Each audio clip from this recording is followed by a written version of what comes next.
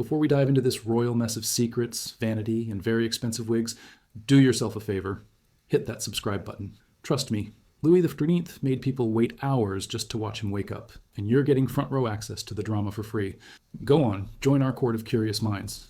No powdered wig required, just a sense of humor and maybe a snack. Because once we start unraveling what really went on behind those golden walls, you'll never look at perfume or politics the same way again. The first thing you notice is the quiet. Not the elegant kind that poets dream about, but the heavy kind. The kind that smells like secrets and candle wax. The kind that makes even the air hesitate. Somewhere behind a velvet curtain, a woman is laughing too loudly. Somewhere else, silver goblets are being polished, not for beauty, but precision. Because in the court of France, beauty was never innocent. They said the Sun King ruled by light, but what they didn't say is that the shadows were thicker at Versailles than anywhere else in Europe. Every compliment had poison at its root. Every toast might be your last. It was a world where your smile was your armor, your perfume your weapon, and your faith in humanity.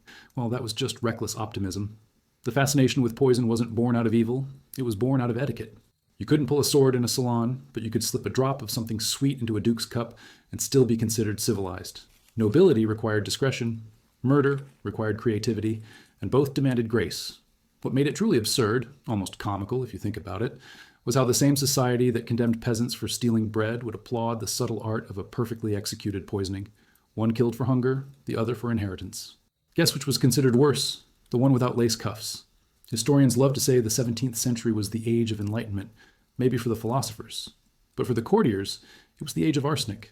The poison of choice was elegant, tasteless, and, how poetic, as pure white as the powdered faces of those who used it. Arsenic was the Chanel No. 5 of assassination. A little in the wine, a little in the soup, and voila, a widow, a promotion, a change in property titles. There's something deeply human in it, though, isn't there? The idea that power and fear always share the same bed. One cannot sleep without the other. Behind every jeweled smile was a trembling thought. Am I next? Even the king's plate was watched by tasters, men paid to risk their lives for every spoonful. Imagine that, dying not for country or honor, but for a suspicious bowl of bouillabaisse. And yet, the irony of it all is that many victims weren't even important. Sometimes the poison wasn't political. It was emotional. A jealous lover, a humiliated wife, a bored mistress who decided the only thing more intoxicating than love was control. If you've ever been to a dinner party where someone smiles too long while serving dessert, congratulations. You'd have fit right in at Versailles. One of the strangest truths about those times is how normal it all seemed. People discussed poison like we discuss diets today. Oh, you're trying that new aconite blend. I heard it works faster in red wine. It was gossip, fashion, and survival all mixed into one. Even priests had opinions. There were manuals, literal instruction books, on how to mix powders, oils, and perfumes that could either charm or kill depending on dosage. A pinch for passion, a spoonful for peace, they'd say. Chemistry and sin holding hands in a silver flask. And the banquets, those glittering spectacles of excess, were where the real theater happened. Each dish arrived like an act in a tragedy, each sip of wine a gamble. The nobles would make toasts with trembling hands, not out of emotion, but caution. There's something morbidly funny about that. The richest people in the world, terrified of their soup. But what made the whole spectacle fascinating wasn't just the danger.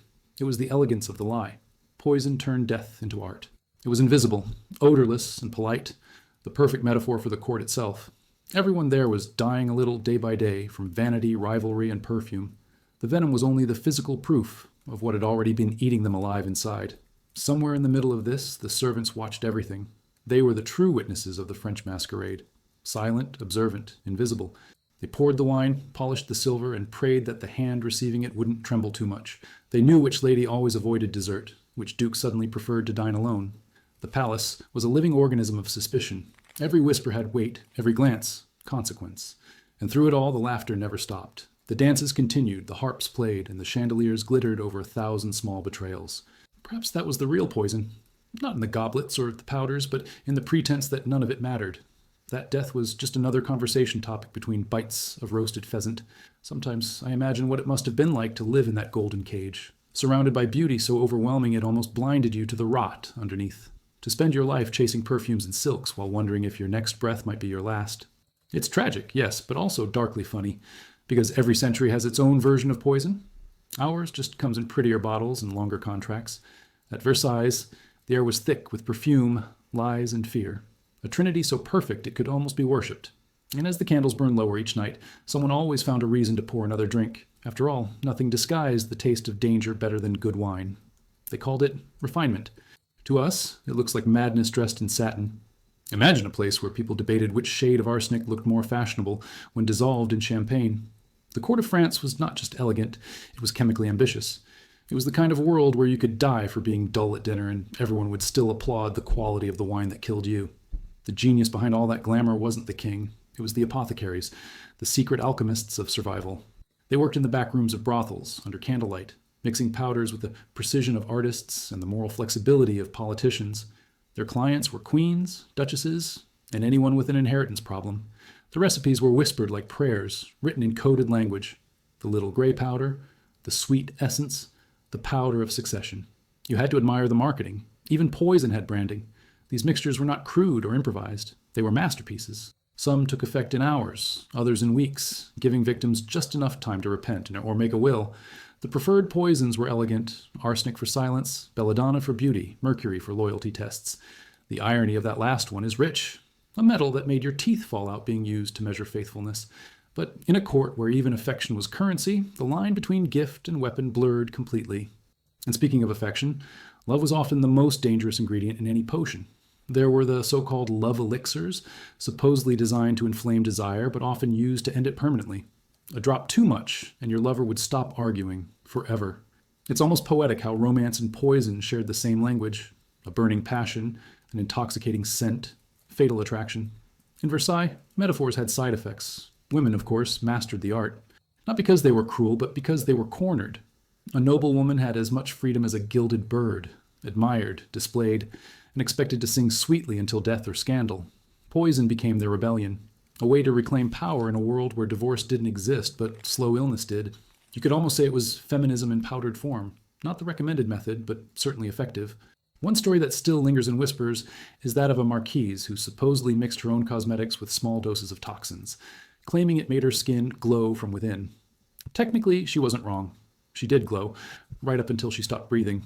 But she was radiant at her funeral, so perhaps that counts for something in French aristocracy. Perfume, too, became a weapon. The most luxurious scents were brewed with exotic substances: musk, ambergris, and occasionally things that could ruin your week if inhaled too deeply.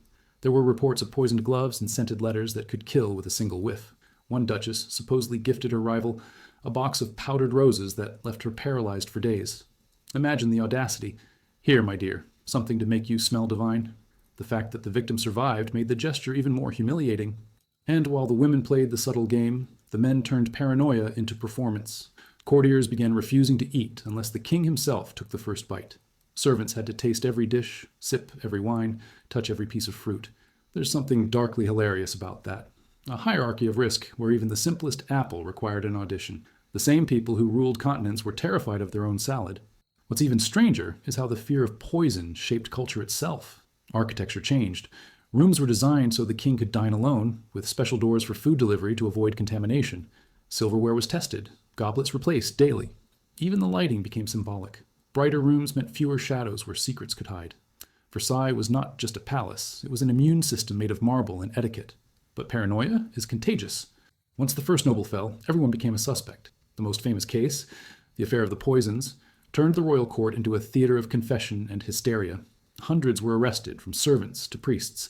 Some claimed they saw demons. Others swore they brewed potions with holy water. Torture produced miracles of memory. People confessed to crimes they couldn't spell.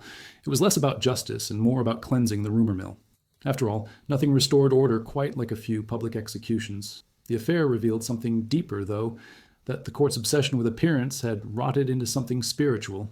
They worshipped control, of image, of reputation, of fate itself. And poison was the ultimate illusion of control. You could destroy someone without lifting a sword, without losing your smile. It was death dressed as grace. Looking back, it's almost easy to laugh. We don't poison each other with arsenic anymore. We just use silence, sarcasm, or the slow drip of indifference. The tools changed, but the instinct stayed. Every age has its fashionable toxin.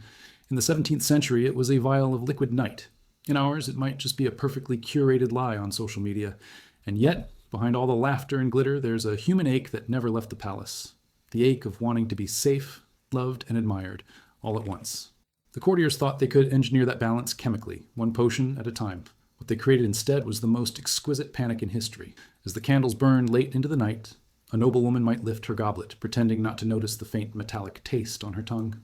Maybe she smiled, maybe she whispered a prayer, or maybe she thought, "If I must die tonight, let it at least be beautifully done." The music played on, and the laughter echoed through the halls, delicate, poisonous, and terribly human. Some nights at Versailles were so beautiful they almost convinced you the world wasn't rotting beneath the marble floors. The chandeliers burned like captured stars, and the music floated through the halls like perfume. But even the candles, with their trembling light, seemed to flicker nervously, as if they too knew that beauty could be fatal here. People say the court was obsessed with appearances, and they're right, but not because they were vain. They were terrified. If you didn't shine, you disappeared, and sometimes disappearance came in a glass. You could tell a lot about someone by how they handled their wine. The careless ones gulped it, the cautious swirled it. The clever never finished it at all. There was a subtle choreography to survival. Pretend to drink, laugh at the right time, and hope no one noticed your cup was always half full. It's funny how fear teaches manners. But the truly dangerous art was hospitality. A noble woman could ruin her husband with the same elegance she used to serve him supper. One kiss on the cheek, one spoonful of stew, and suddenly she was a widow. The stories always followed the same rhythm. A husband grows ill, the doctor misdiagnoses, the wife weeps convincingly, and the inheritance changes hands. People called it tragedy. I call it French efficiency. The court was crawling with unofficial scientists, part alchemist, part therapist, part criminal. They sold love, revenge, sleep, and salvation, all in powder form. Some had laboratories hidden behind chapels, others disguised their work as religious devotion. It's hard not to laugh at the irony. People poisoning each other while praying for divine protection. You'd think God would have given up on Versailles long before the revolution did. The infamous Lavoisienne was perhaps the most notorious of them all. She wasn't just a poisoner, she was an entrepreneur. She provided fortune-telling, potions, and the occasional satanic mass, depending on your emotional budget. Her clients weren't desperate peasants. They were duchesses and countesses, women whose gowns cost more than most people's houses, and they came to her with problems that perfume couldn't fix. Unfaithful husbands, unwanted heirs, inconvenient lovers. The moral compass of the time wasn't broken. It had been melted down and mixed into the next batch of poison. Some of the substances she sold were so subtle that victims died over weeks, not days. Their skin would pale, their appetite fade, and their physicians, bless their 17th century hearts, would prescribe even more mercury, hastening the process. In a way, medicine was the best accomplice the poisoners ever had. If you ever think modern healthcare is bad, remember that your ancestors' doctor might have killed you while meaning well. Progress, after all, is mostly about killing people more slowly, but the brilliance of it all was psychological. Poison gave power to people who had none. It turned fear into a weapon and despair into strategy. For women especially, it was a silent rebellion. They couldn't vote, they couldn't leave, but they could choose who stayed alive. Some historians like to sanitize it, to call it a symptom of patriarchal oppression. Others prefer the simpler truth. They were tired of being polite. And in a world where every conversation was a trap, the bottle under the vanity became the last form of honesty. Still, not all poisonings were clever. Some were disasters. There's a documented case of a nobleman who tried to eliminate his rival by spiking his perfume. Unfortunately, the rival gifted the same perfume to the man's mistress, who wore it to bed. The next morning, the entire situation solved itself, just not in the way he intended. It's a darkly comedic reminder that karma, like arsenic, has no taste but a very distinct after effect. The more the poisoner succeeded, the more paranoid everyone else became. Even the kitchens turned into battlegrounds. Servants were accused of treachery, tasters began dropping dead, and chefs started keeping antidotes in their sleeves. The word trust practically evaporated from the French vocabulary. People would rather die of hunger than share a meal prepared by someone they didn't like. It's tragic, but admit it, there's a bit of poetic justice in seeing gluttony punished by its own excess. At some point, the paranoia became performance. The king himself demanded that all food be tasted in front of him, not because he suspected his cooks, but because the gesture made him look powerful. Fear was theater, and the court loved theater. Every meal was a rehearsal for death. The audience applauded, even as their stomachs churned. The poison craze eventually spiraled into something almost bureaucratic. There were official investigations, secret tribunals, and reports so dramatic they read like Gothic novels. The accused described black masses, demonic pacts, and potions brewed with the blood of infants. Most of it was nonsense, of course, but the lies were so spectacular that they became more believable than truth. After all, when a society lives in constant deception, sincerity looks suspicious. And yet, through all the trials and confessions, what remained constant was this intoxicating mix of fascination and fear. People despised the poisoners, but they also envied them. They represented freedom, twisted, dangerous freedom, In a world where everyone was chained by etiquette, the ability to choose life or death, even secretly, was the only real form of autonomy left. It was the closest thing to divine power a mortal could touch. It makes you wonder whether the poison was ever really in the cup, or if it was in the hearts of the people holding it. The court didn't just drink toxins, it lived them. Lies were swallowed daily, envy was inhaled like perfume, and betrayal was served between courses. By the time the revolution came, the poison had already done its job. The people didn't storm Versailles because of taxes, they did it because they were sick of the aftertaste. Maybe that's the strangest lesson of all.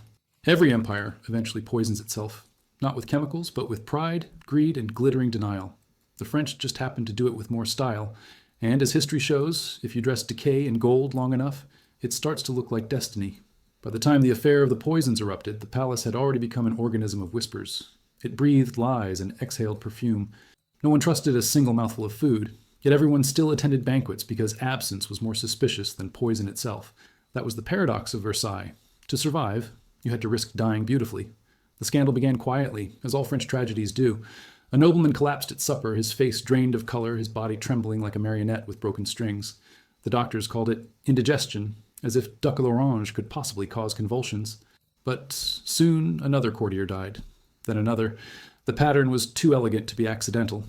By the time anyone dared whisper arsenic, the rumor had already evolved into legend. And when there's fear, there's business. Apothecaries doubled their prices. Fortune tellers, herbalists, and street witches suddenly found themselves in high demand. The most dangerous thing in France wasn't poverty, it was curiosity. If you asked too many questions about poisons, people assumed you were buying them. If you asked too few, people assumed you were hiding them. It was a lose-lose scenario, except for the undertakers who were making a fortune. The police chief at the time, La Reynie, decided to restore order, a brave decision for a man who dined daily at court. He launched an investigation so vast it dug through the foundations of Parisian society. Over the next years, he uncovered a web of alchemists, priests, aristocrats, and midwives, all dabbling in a mix of poison and superstition. They called it l'affaire des poisons, but it might as well have been the business of sin. There were seances, black masses, and prayers rewritten to please the devil, which, in fairness, was only slightly less hypocritical than the original version. La Reynie interrogated hundreds, from beggars to baronesses. Some confessed to murder, others to witchcraft, and many to both, because after hours of torture, you'd admit to inventing fire if it made the pain stop. What fascinated him most wasn't the deaths, but the motives. So many of the accused were women, and their reasons were shockingly ordinary. Bad husbands, cruel fathers, neglect, humiliation.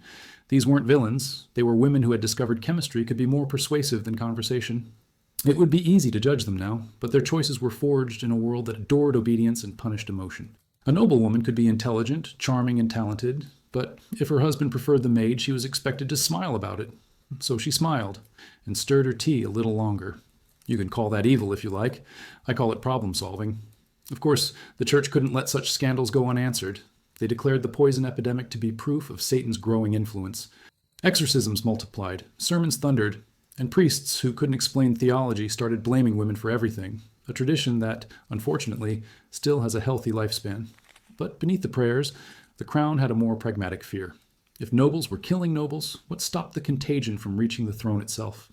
That fear infected the king's own heart. Louis XIV, the Sun King, began to doubt even his closest circle. He banned private alchemists, destroyed underground laboratories, and banned the sale of powders of succession, a charming euphemism for "please die soon." But power creates its own appetite. Within months, those same ingredients resurfaced through royal physicians. The king's mistress, Madame de Montespan, became entangled in accusations that she'd purchased love potions, perhaps even attempted to enchant the king himself. Versailles suddenly wasn't a palace. It was a courtroom wrapped in gold. Imagine the irony. The woman who once ruled the king's heart being interrogated for witchcraft in a palace that worshipped reason. Her enemies rejoiced. Her allies vanished. And though she was never formally charged, her reputation decayed faster than any poison she might have used. It's an oddly satisfying detail of history, that the very tools of manipulation she once benefited from ultimately consumed her. The Sun King himself learned that even the brightest light casts the longest shadows. Meanwhile, the streets of Paris were alive with gossip. Merchants sold amulets to ward off invisible poisons. Lovers exchanged rings containing hidden compartments. Some even believed in a poisoned air drifting from the palace itself, as if evil could be contagious through perfume. There's something almost poetic about that. A society choking on its own scent. The trials reached absurdity. People were condemned for simply owning unfamiliar herbs.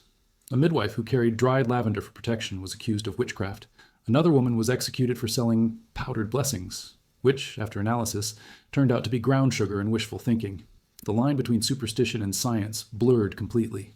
It's comforting to know misinformation existed long before the internet. The only difference is that then your comment section could literally hang you. The affair of the poisons eventually burned itself out, not because justice prevailed, but because fatigue did. The king wanted the scandal buried, the church wanted credit, and the people wanted entertainment. So the execution stopped, the files were sealed, and France pretended to forget. Versailles returned to its polished routine of feasts and flattery, as if the ghosts beneath its marble floors had been successfully silenced. But silence has a memory. Those who survived carried it in their eyes. Servants refused to touch food without witnesses. Aristocrats traveled with their own utensils, terrified of borrowed forks.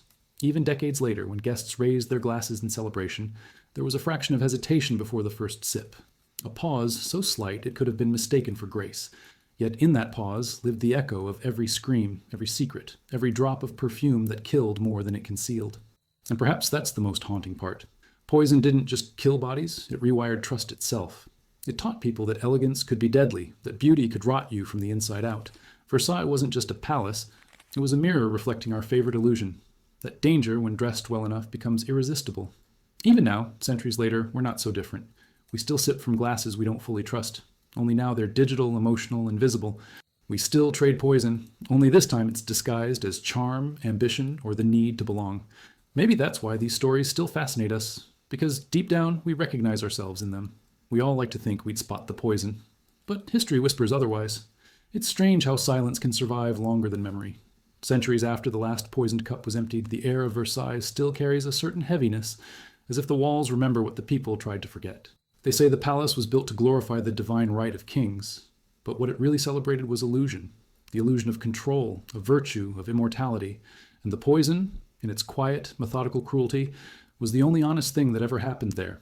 The irony is that most of those who used poison weren't monsters. They were romantics, in their own twisted way. They believed that love, power, and destiny could be engineered through chemistry. You can almost imagine them hunched over candlelight, whispering prayers as they mixed arsenic with rosewater, convinced they were crafting fate. In a society that measured worth by appearances, poison was the great equalizer. It didn't care about your title, your jewels, or your pedigree. It reduced everyone to the same final expression. Surprise. There's a bitter comedy in how people fought to maintain appearances while slowly dissolving from within. Women painted their faces with lead, thinking they looked radiant. Men sprinkled powdered mercury on wigs, believing it gave them prestige. The royal doctors prescribed gold dust to purify the blood. It's almost endearing how confidently they poisoned themselves while fearing everyone else. Humanity has always been exceptional at inventing its own demise and then calling it progress. The obsession with beauty became a contagion of its own. There were records of noble women fainting during Mass because their corsets were so tight that breathing was considered an optional luxury. Servants would carry tiny bottles of smelling salts, which, ironically, often contained traces of ammonia strong enough to make you forget your own name. The court adored these rituals of discomfort. Suffering, as long as it was stylish, was a sign of refinement. It's no wonder poison fit in so perfectly. It was just another accessory. But every empire eventually reaches a moment when its perfume starts to smell like decay. By the mid-18th century, the laughter in the salons sounded thinner, like a song running out of air. The endless dances, the banquets, the painted smiles, they all began to look like ghosts pretending to be alive. The French nobility had built a world so artificial that nature itself began to rebel. Even the gardens of Versailles, once the pride of the kingdom, started to rot from overwatering. Beauty, it turns out, is a demanding tenet. Meanwhile, outside those golden gates, people were starving. Bread was a dream, and the same streets that once smelled of roses now stank of desperation. The contrast was obscene. Powdered faces sipping champagne while entire families sold their clothes for soup. When revolution finally arrived, it didn't need poison. Hunger was faster. The guillotine, in its blunt simplicity, became the new antidote to hypocrisy. It was the people's answer to centuries of slow deaths disguised as etiquette. And yet, the transition from poison to politics wasn't as clean as it looked. Many of the same instincts survived, only the tools changed. Instead of powders, they used rumors. Instead of arsenic, ideology. The revolution proved that you can remove the crown, but you can't remove envy. The court vanished, but the art of elegant destruction merely adapted. A pamphlet could now kill a reputation faster than any vial from Lavoisin's workshop. If there's a lesson buried beneath the gold dust, it's that poison was never really about death. It was about control, about the intoxicating idea that one could shape destiny with a drop of liquid or a pinch of powder. That need to control hasn't gone anywhere. It's just migrated into subtler forms. We poison with words, with silence, with charm. We still disguise harm in pretty packaging. We still toast to peace while plotting our next move. Versailles is long gone, but its etiquette lives on every time someone smiles while secretly sharpening a knife made of politeness. There's something darkly funny about how civilizations always find a way to poison themselves, sometimes literally, sometimes morally. Rome had its lead pipes, France had its arsenic, and we have our screens. Our toxins just come with better user interfaces. We spend hours scrolling through digital banquets, comparing, envying, performing, feeding on illusions that taste sweet at first but leave the same metallic aftertaste. We haven't escaped Versailles, we've simply moved it online. Maybe that's why stories like these refuse to die, because deep down we recognize the mirror. The powdered faces and perfumed letters are gone, but the hunger for validation, power, and perfection is still here, dressed in modern clothes. And, just like then, it comes with a price. We still drink from the same cup, hoping it brings admiration instead of ruin, forgetting that it's always been the same recipe, one part vanity, one part fear, and a dash of self-deception for flavor. Historians like to end the story of Versailles with the Revolution, as if that guillotine blade sliced clean through the moral fabric of an era. But human nature doesn't end so neatly. The last poisoner wasn't executed in Paris. She just changed professions. She became a socialite, a merchant, a politician, a publicist. The essence of manipulation survived because it was never about chemistry. It was about persuasion. And persuasion, when done beautifully, has always been the most seductive poison of all. If you ever walk through the palace today, you'll notice something peculiar. The halls still glitter, but the silence feels staged. The mirrors once used to reflect power now reflect absence. Yet there's a strange sense of continuity in that emptiness, as if the ghosts never left, only learned to whisper softer. You can almost hear them in the distance, laughing quietly, reminding you that history doesn't repeat itself. It merely changes perfume. And somewhere, in that echo of laughter, lies the truest legacy of the French court. Not its art, not its architecture, not even its cruelty, but its perfect, poisonous charm. A charm so powerful that even now, centuries later, we still crave it. We still want the glitter, the applause, the illusion of control. We still want to look beautiful while holding the cup. The tragedy, of course, is that we never learned when to stop drinking. They say the ghosts of Versailles never stopped whispering. Not the tragic kind that moan in corridors, but the elegant sort. Polite, perfumed, and perpetually disappointed.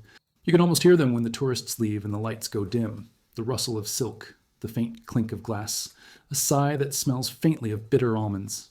Because no matter how much time passes, poison leaves a memory deeper than perfume. What fascinates people most isn't the death itself, but the performance around it. The way the French court turned dying into theater. No one simply fell ill, they took to their chambers. No one died, they retired from the world. It was all so tastefully tragic. Even the last breath had to be choreographed. Versailles had managed to turn mortality into etiquette, and that might be its greatest accomplishment. It's curious how every civilization, once it grows rich enough, develops a taste for self-destruction dressed as sophistication. The Romans did it with lead wine goblets, the Victorians with arsenic wallpaper, and the French with powdered elegance that doubled as slow-motion suicide. You can't even be mad at them for it, it's too poetic. Humanity seems genetically allergic to moderation. Give us beauty, and we'll find a way to make it toxic. But what truly killed the court wasn't the poison. It was the theater of pretending not to notice. People would cough delicately while their teeth loosened from mercury-based cosmetics, insisting they were merely fatigued by the weather. They called it fashion. History calls it collective denial. And maybe that's the most universal poison of all, the refusal to admit we're poisoning ourselves. You could argue that the art of deception became France's most successful export. When the revolution swept away the nobility, the survivors didn't abandon their masks. They simply changed costumes. The salons of Paris transformed from places of intrigue to places of intellect. Philosophers replaced poisoners, but the hunger for influence remained exactly the same. They traded vials for words, yet the intention was identical: to intoxicate, to persuade, to dominate elegantly. Some poisons, it seems, are better administered through conversation. In a way, modernity was born from the ashes of those alchemical fires. The very laboratories that once brewed lethal concoctions became the birthplaces of chemistry and medicine. The knowledge that killed so many began saving lives. It's a delicious irony. Humanity always improves the tools it uses to destroy itself. We just give it better marketing. Belladonna evolved from a killer's ingredient to an ophthalmologist's aid. Arsenic became a cosmetic, then an industrial cleanser, then a metaphor. Even the guillotine, the revolution's proud invention, was designed to make death more humane. Trust the French to engineer mercy with style. Yet even as progress marched forward, the spirit of Versailles remained hauntingly alive. The obsession with beauty, with envy, with the need to appear untouchable, it never went away. It simply changed forms. Now it hides in flawless photographs, curated meals, and algorithmic applause. The poison is digital and visible, but it seeps in the same way, drop by drop, scroll by scroll. And just like those powdered courtiers, we pretend not to notice the symptoms. Sleeplessness, comparison, the dull ache of needing to be seen. We are all sipping from invisible goblets, smiling through our slow intoxication. There's something darkly comedic about how little we've evolved. The courtiers used to envy each other's jewels. We envy each other's peace. They sought approval from kings. We seek it from strangers with Wi-Fi. They risked their lives for beauty. We risk our sanity for validation. It's the same disease, only the bottles are prettier now. The difference is that we no longer need an apothecary to poison us. We can do it ourselves with a few taps and a little insecurity. Every generation believes it's smarter than the last, yet every generation repeats the same ritual. Create idols, destroy them, then write essays about why it all went wrong. Versailles was a palace of mirrors for a reason. It wasn't built just to reflect light, but to force people to confront their own vanity. The tragedy is that they never did, and neither do we. We just build better mirrors. But sometimes, late at night, when you imagine the chandeliers still glittering above empty halls, you can almost feel a strange tenderness toward those long dead courtiers. For all their greed and deceit, they were still human, fragile, frightened, and desperate to matter. Their poisons were only an exaggerated version of what we all carry: the fear of being forgotten, the hunger for control, the longing to be loved on our own terms. Maybe that's why their stories still sting. They remind us that beneath the lace, beneath the gold, we are all capable of the same quiet cruelty when love and power collide. There's a particular room in Versailles, small and almost unremarkable, where the wallpaper has faded into the color of old parchment. Tour guides rarely stop there, but if you linger you might feel a subtle weight in the air, a pressure, a kind of listening silence. Some say that's where one of the royal tasters once died, collapsing mid-sip during a banquet rehearsal. Others say it's nonsense, just the imagination of tourists, but if you stand there long enough, you can sense it. The echo of a life spent tasting danger for someone else's pleasure, the perfect metaphor for every invisible worker in history. And perhaps that's the quiet lesson hidden in all this grandeur, that every poison, no matter how refined, eventually finds its way back to its maker. The kings who demanded loyalty drowned in paranoia. The lovers who sought power through death died alone.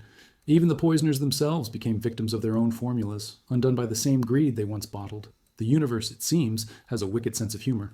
What remains of Versailles today isn't just architecture, it's an attitude. The belief that grace can outshine guilt, that beauty can conceal rot, that charm can rewrite truth. And maybe it can, for a while. But somewhere between the chandeliers and the shadows, every illusion meets its limit. The poison always runs out, and what's left is the taste of truth, bitter, undeniable, and strangely liberating. So if you ever visit that palace of mirrors, don't just look at the gold. Listen to the silence. It's the sound of an entire civilization realizing too late that elegance is no antidote for emptiness. And if you listen closely enough, beneath the laughter and footsteps of the present, you might hear a whisper from the past, a voice that sounds suspiciously like your own, asking softly how much of what you drink every day is actually poison and how much is just habit. The funny thing about history is how it never really goes away.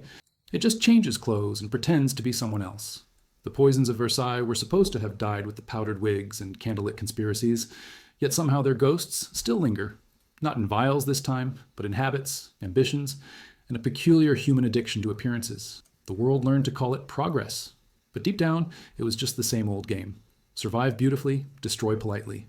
People think Versailles was a palace, but it was actually a performance. Every smile rehearsed, every glance a calculation, every laugh sharpened just enough to cut. And maybe that's why it fascinates us so much, because it's still us. Only our chandeliers are digital now, and the applause comes in notifications. The same hunger for validation, the same fear of insignificance, just with better lighting and worse posture. It's hard not to imagine what the old courtiers would think of us. They poisoned each other with arsenic. We do it with comments. They waited weeks for a letter. We crave instant reactions. Their elegance was deadly. Ours is exhausting. Somewhere, in some cosmic salon, they're probably laughing at how we turned self-destruction into an everyday convenience. At least they had the decency to make it look glamorous. But if you strip away the perfume and powdered faces, the story of the French court isn't really about poison. It's about hunger. Not the kind you cure with food, but the one that gnaws at the soul when admiration becomes oxygen. The nobles weren't evil, they were starving for significance. And starvation makes monsters of everyone eventually. You see it in every age. The desire to matter, to be seen, to outshine, even if it kills us in the process. That's what made poison so intoxicating. It wasn't just a weapon, it was a statement. The ability to end a life with grace, to orchestrate fate from the shadows, to have the final word without ever raising your voice. What could be more seductive to people obsessed with control? They didn't kill for necessity, they killed for narrative. And there's something disturbingly relatable about that. Haven't we all, in some way, tried to script our own version of perfection, even if it meant faking, lying, or losing ourselves in the process? The tragedy of Versailles is that everyone was performing and no one was watching. Even the king, the so-called sun, lived in a cage of his own illumination. Louis XIV built mirrors to reflect his glory, but mirrors have a cruel sense of humor. They don't show power, only its performance. Behind all that light, he was just another man terrified of fading into irrelevance. The entire court mirrored that same terror, and perhaps that's why the poison flowed so easily. It was the liquid form of their collective fear. Fear has always been humanity's favorite spice. It gives life flavor, drama, and sometimes a purpose.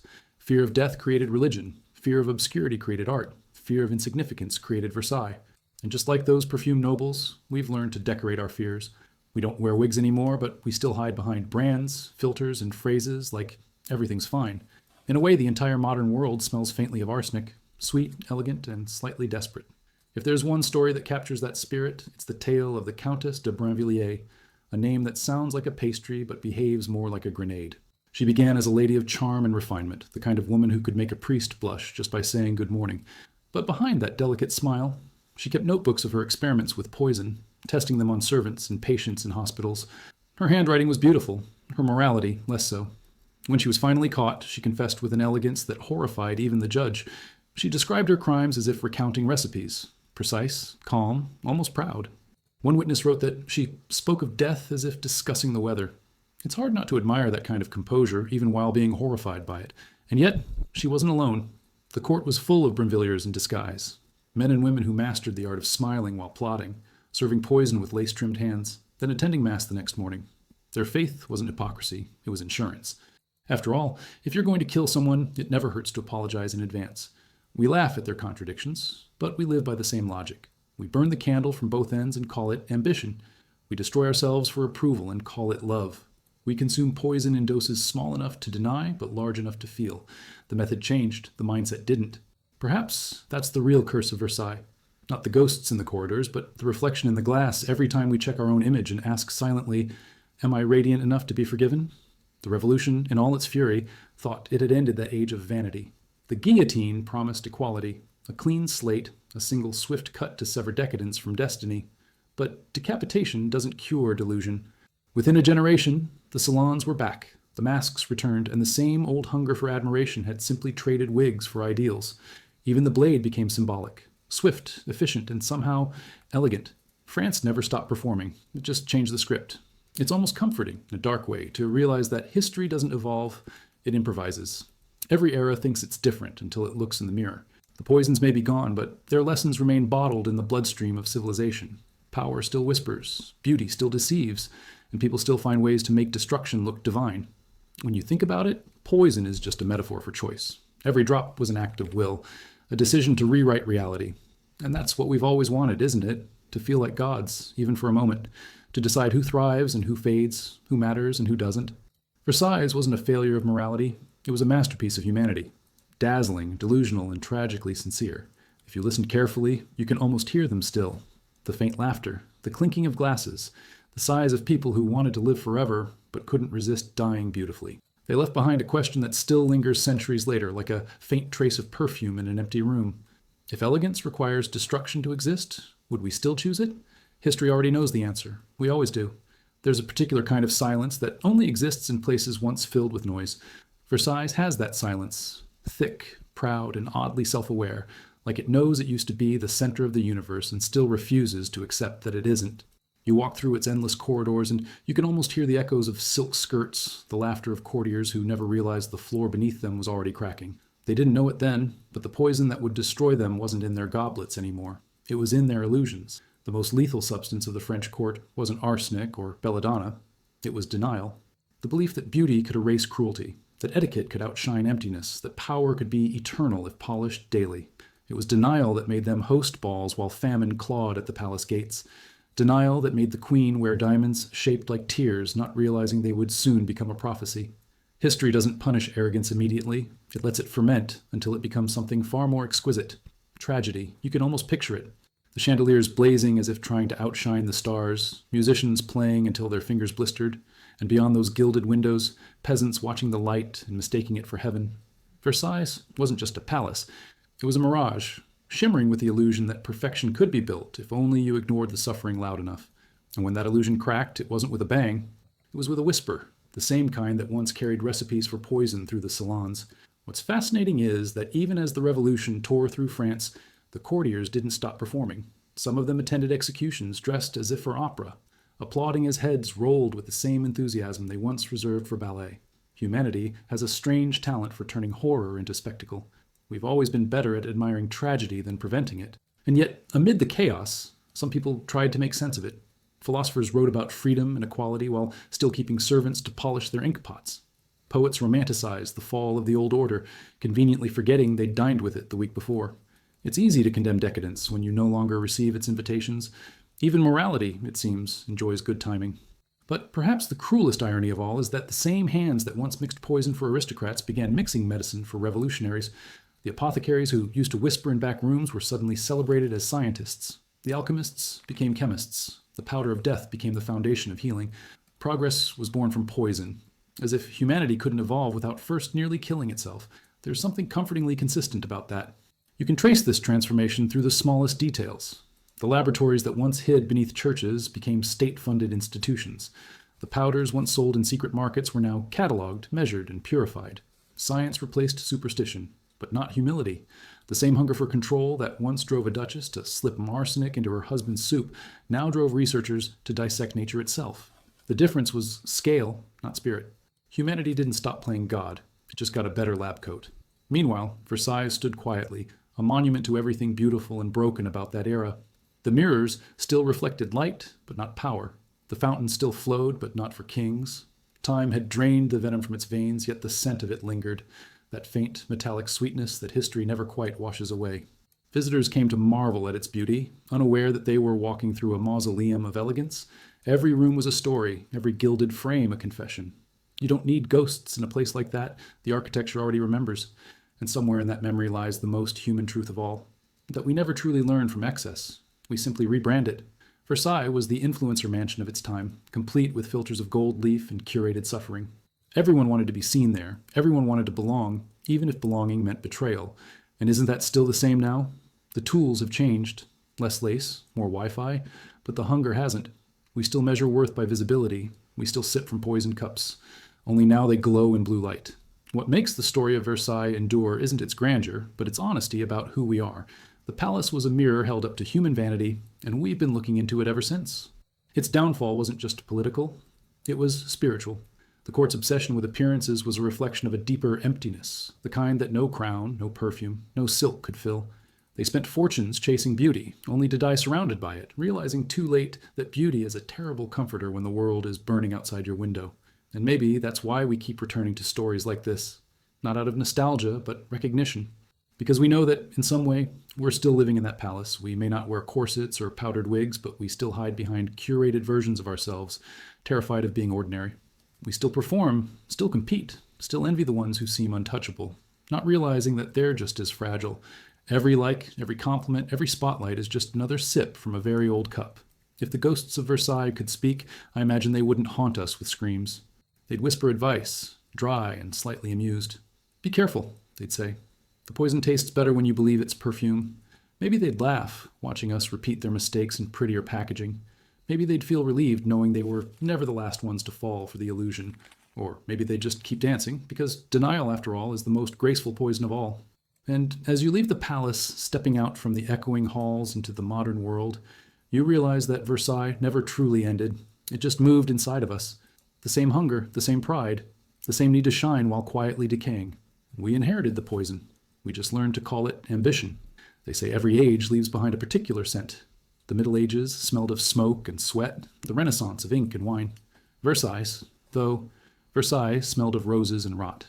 The scent was deliberate, engineered to disguise decay, to trick the senses into believing the kingdom was immortal. But perfume, like denial, doesn't last long in the sun. It fades, and when it does, what lingers underneath is the truth, sharp, unmistakable, and very human. The irony is that while the nobility obsessed over elegance, they lived in an ecosystem of filth. The same corridors where people whispered about divine grace reeked of unwashed bodies and powdered wigs glued with animal fat.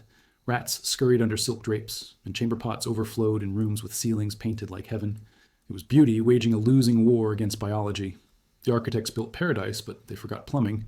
It's hard not to laugh at that. Centuries of philosophy, and no one thought to invent a decent toilet.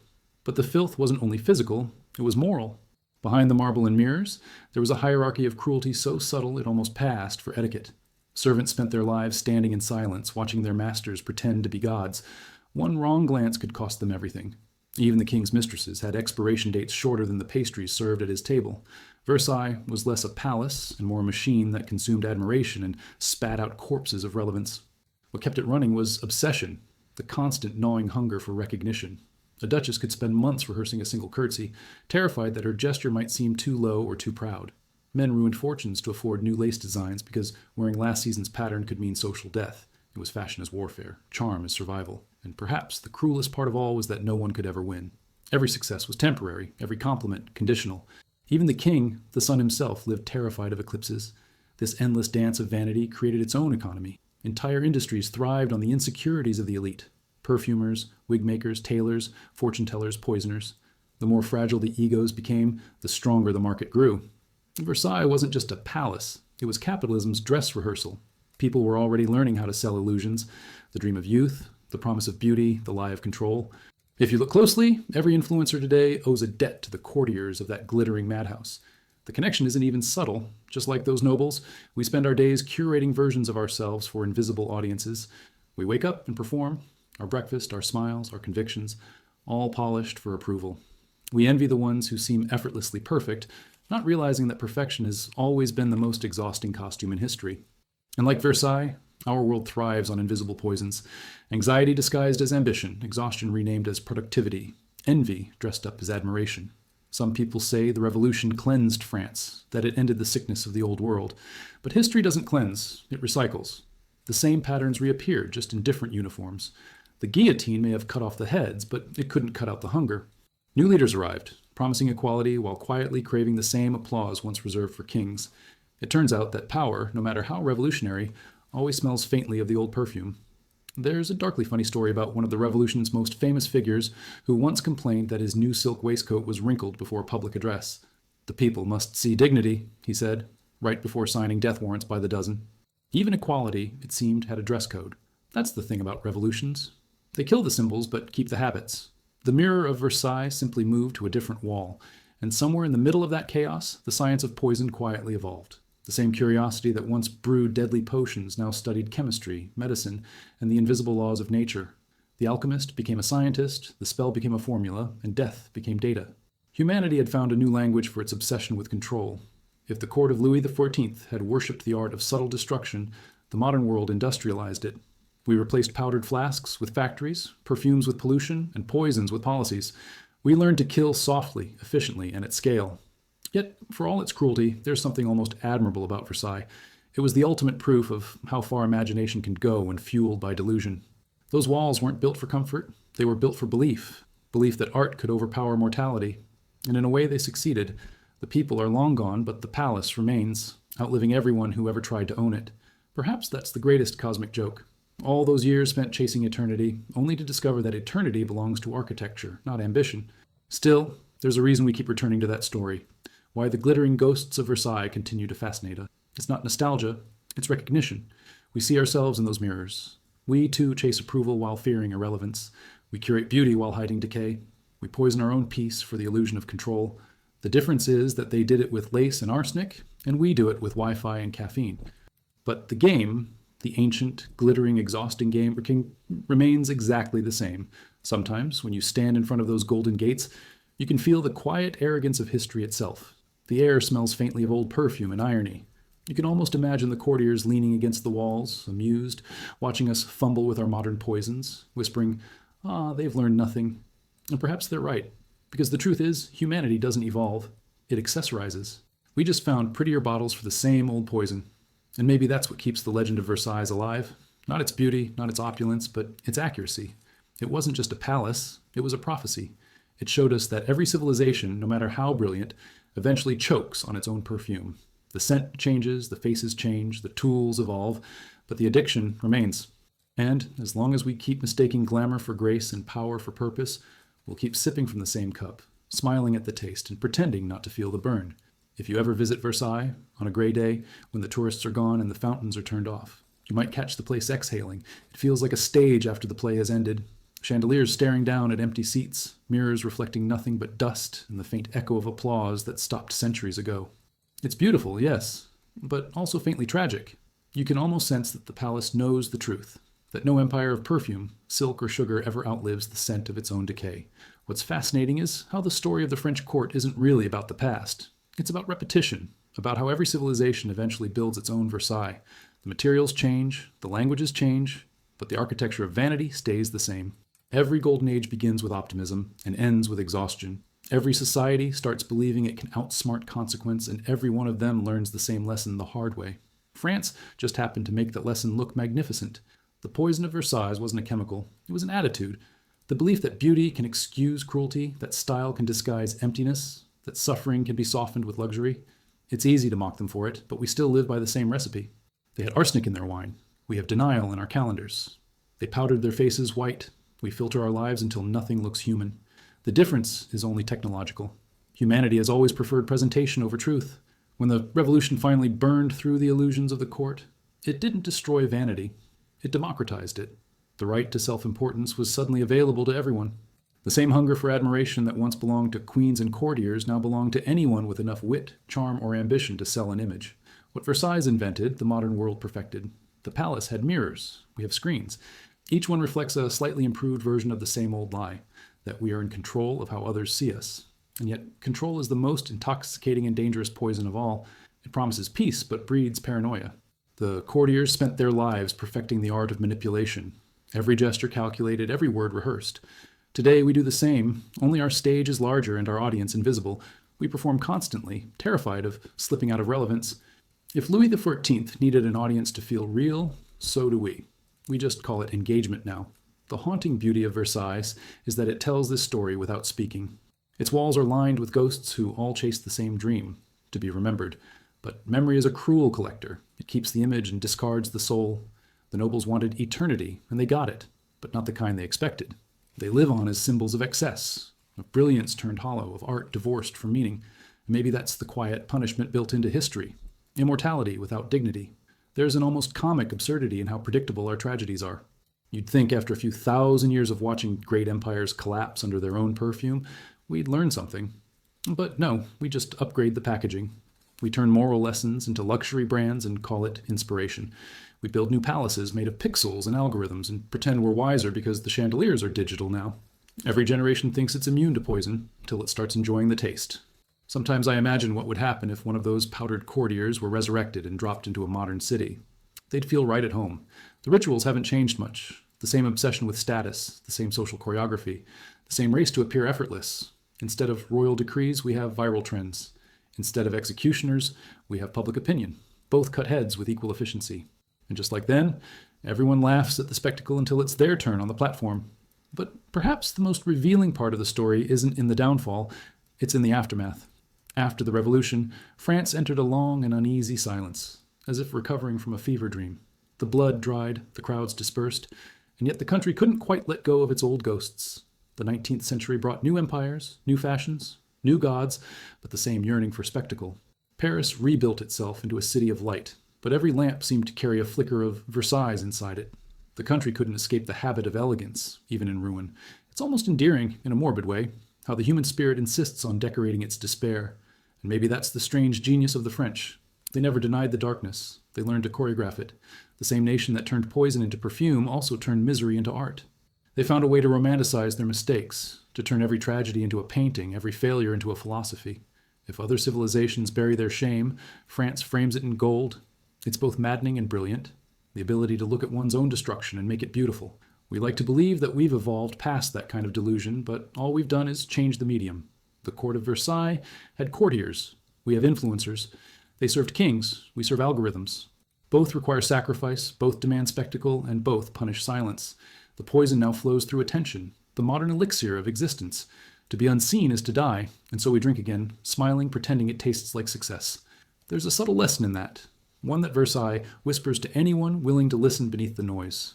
Every time a civilization forgets humility, It begins to build its own palace of mirrors. The walls get taller, the reflections brighter, until finally no one can tell what's real anymore. The fall always begins at the moment of peak brilliance. The light grows so intense it blinds itself. That's when the first cracks appear. Not in the walls, but in the soul. And yet somehow we keep building. Because despite everything, there's something irresistibly human about our love for beauty, even when it destroys us. We crave the shimmer, the drama, the applause. We keep mixing new poisons, hoping this one will finally make us immortal. Maybe that's not stupidity, but faith, a fragile, foolish belief that if we make something dazzling enough, it might save us from decay. Versailles, in all its madness, was a monument to that belief, and that's why, centuries later, it still gleams. Not as a warning, but as a mirror. If you stand before those golden gates long enough, you'll notice your reflection shimmering in the metal. For a moment, it's easy to forget who's who, whether you're looking at the past or the past is looking at you. And as the light shifts and the wind moves through the garden, you realize the real poison of Versailles was never meant to kill.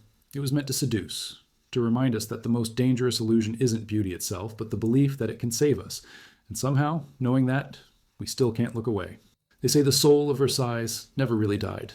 It just learned to whisper through time. It hides in the glint of gold, in the perfume of polished wood, in that strange feeling you get when something is too beautiful to be trusted. Standing inside those halls, you can almost sense that the air itself remembers. Not the words, not the laughter, but the tension underneath it all. Every marble step still echoes the question that haunted the court for a century. What is beauty worth when truth starts to rot? That's the cruel genius of the place. It was never meant to be lived in. It was designed to be admired. The mirrors were not for reflection, but for performance. Each surface existed to multiply the illusion that everything was perfect, eternal, divine. The courtiers spent their lives pretending, and the palace was their accomplice. Imagine living in a place so magnificent that even your misery had to look graceful. You couldn't cry without ruining the symmetry. Yet the tragedy wasn't the excess, it was the exhaustion. Behind every shimmer of silk was a sleepless night. Behind every powdered smile, a mouth full of rot. Literally.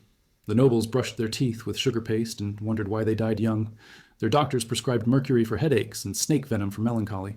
It was a time when people sincerely believed that beauty could cure disease, even as it slowly killed them. There's something grimly funny about that, how often humans confuse decoration with salvation.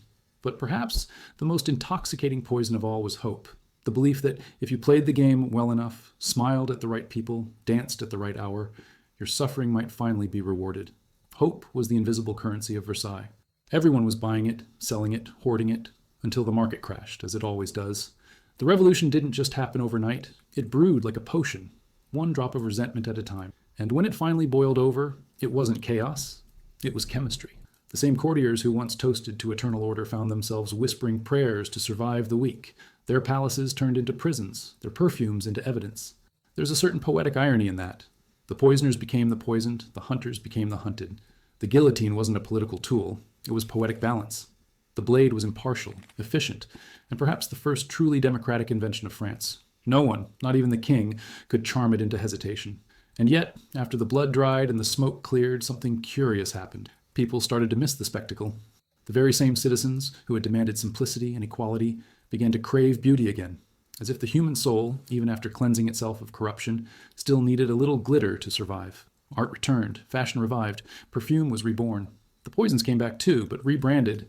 Now they were medicines, cosmetics, stimulants. Humanity, in its infinite creativity, had found a way to make danger fashionable again. There's an almost comedic honesty in that cycle. We're allergic to moderation. We can't help but flirt with the edge, as if life without a little toxicity feels too bland. Even the modern world carries its own arsenic. Caffeine, ambition, scrolling through social media at 2 a.m. pretending it's self-care. Our poisons just learned better manners. They smile more now. They come with warranties and inspirational quotes. But perhaps that's why Versailles still fascinates us. It's not just a relic, it's a reflection. It shows us the moment when desire outran reason, when performance became identity, when beauty became a religion. And like all religions, it demanded sacrifices. The nobles didn't worship God, they worshipped attention. Every gesture, every outfit, every word was a prayer to be remembered. They wanted immortality, and they got it, but not in the way they hoped. Their names are gone, but their vanity survived. The palace stands like a confession carved in stone. Every chandelier glitters like a secret that refused to die. Even the gardens, manicured to perfection, seem to whisper that nature itself was forced into obedience. The entire place is a monument to humanity's most persistent delusion, that we can control everything, even beauty. Yet the vines keep growing, the marble keeps cracking, and time keeps reminding us that perfection is always on loan. Some visitors feel awe when they enter the Hall of Mirrors. Others feel something closer to vertigo. There's a strange sadness in seeing yourself reflected 100 times and realizing that none of those reflections are quite true. That was the real poison. Not arsenic or mercury, but distortion. The courtiers forgot what they actually looked like. They spent so long being watched that they stopped being seen. It's the same thing that happens to anyone who builds their worth on admiration. The applause never fills you. It only echoes. And still, we can't look away. Maybe because deep down we're all a little Versailles. We still polish our pain until it shines, still dress our fears in expensive words, still call envy motivation. We tell ourselves it's different now, that we're smarter, freer, more authentic. And yet we still measure happiness by reflection, not reality. The courtiers had mirrors. We have metrics. Same addiction, different glass. If you stand in one of those gilded rooms long enough, you start to notice the quiet rhythm of decay, the faint creak of aging wood, the ghostly shimmer of flaking gold. It's almost tender, as if the building itself is exhaling after centuries of holding its breath. And in that moment, you realize that everything they built to deny death has become a museum of it. The irony is perfect. They tried to preserve beauty forever, and in doing so, they trapped it. The palace is stunning because it's dead. That's the final and funniest twist in the story of Versailles. The poison worked. It killed them, but it immortalized them too. It turned their mistakes into lessons, their vanity into myth, their decadence into art. They sought eternity through illusion, and in a way they achieved it. Every tourist who gazes in wonder at those mirrored halls continues the ritual. We keep feeding the myth, not because we admire their perfection, but because we recognize our reflection in their failure. And maybe that's the point, that poison and beauty are twins, forever inseparable. Every masterpiece hides a flaw, every success a shadow. The courtiers didn't die because they were vain, they died because they were human. And centuries later, we still chase the same shimmer, sip from the same cup, and whisper the same excuse. Just one more drop, and then I'll stop. If you listen carefully enough, Versailles doesn't sound like silence. It hums, a low, almost imperceptible vibration that lives between the creak of its ancient floorboards and the flutter of curtains stirred by invisible drafts. It's the sound of a world that refused to rest even centuries after its curtain fell. Every palace, after all, is an echo chamber for its ghosts.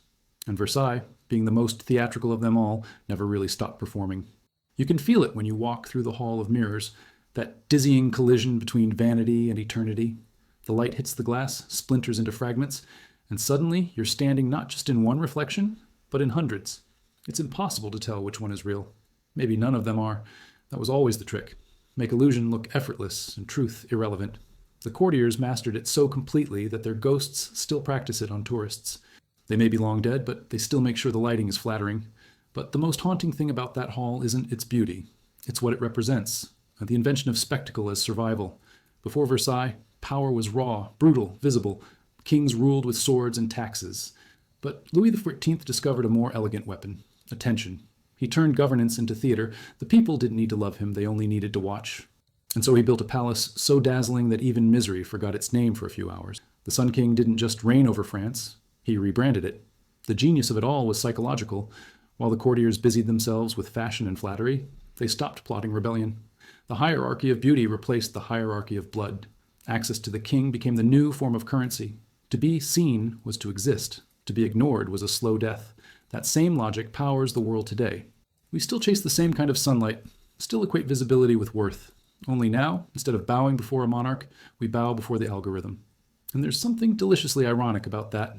The courtiers wore masks at their masquerades, hiding behind painted smiles. We wear our masks digitally, curated to perfection. We filter our fears, crop our insecurities, caption our chaos. Versailles didn't disappear. It evolved.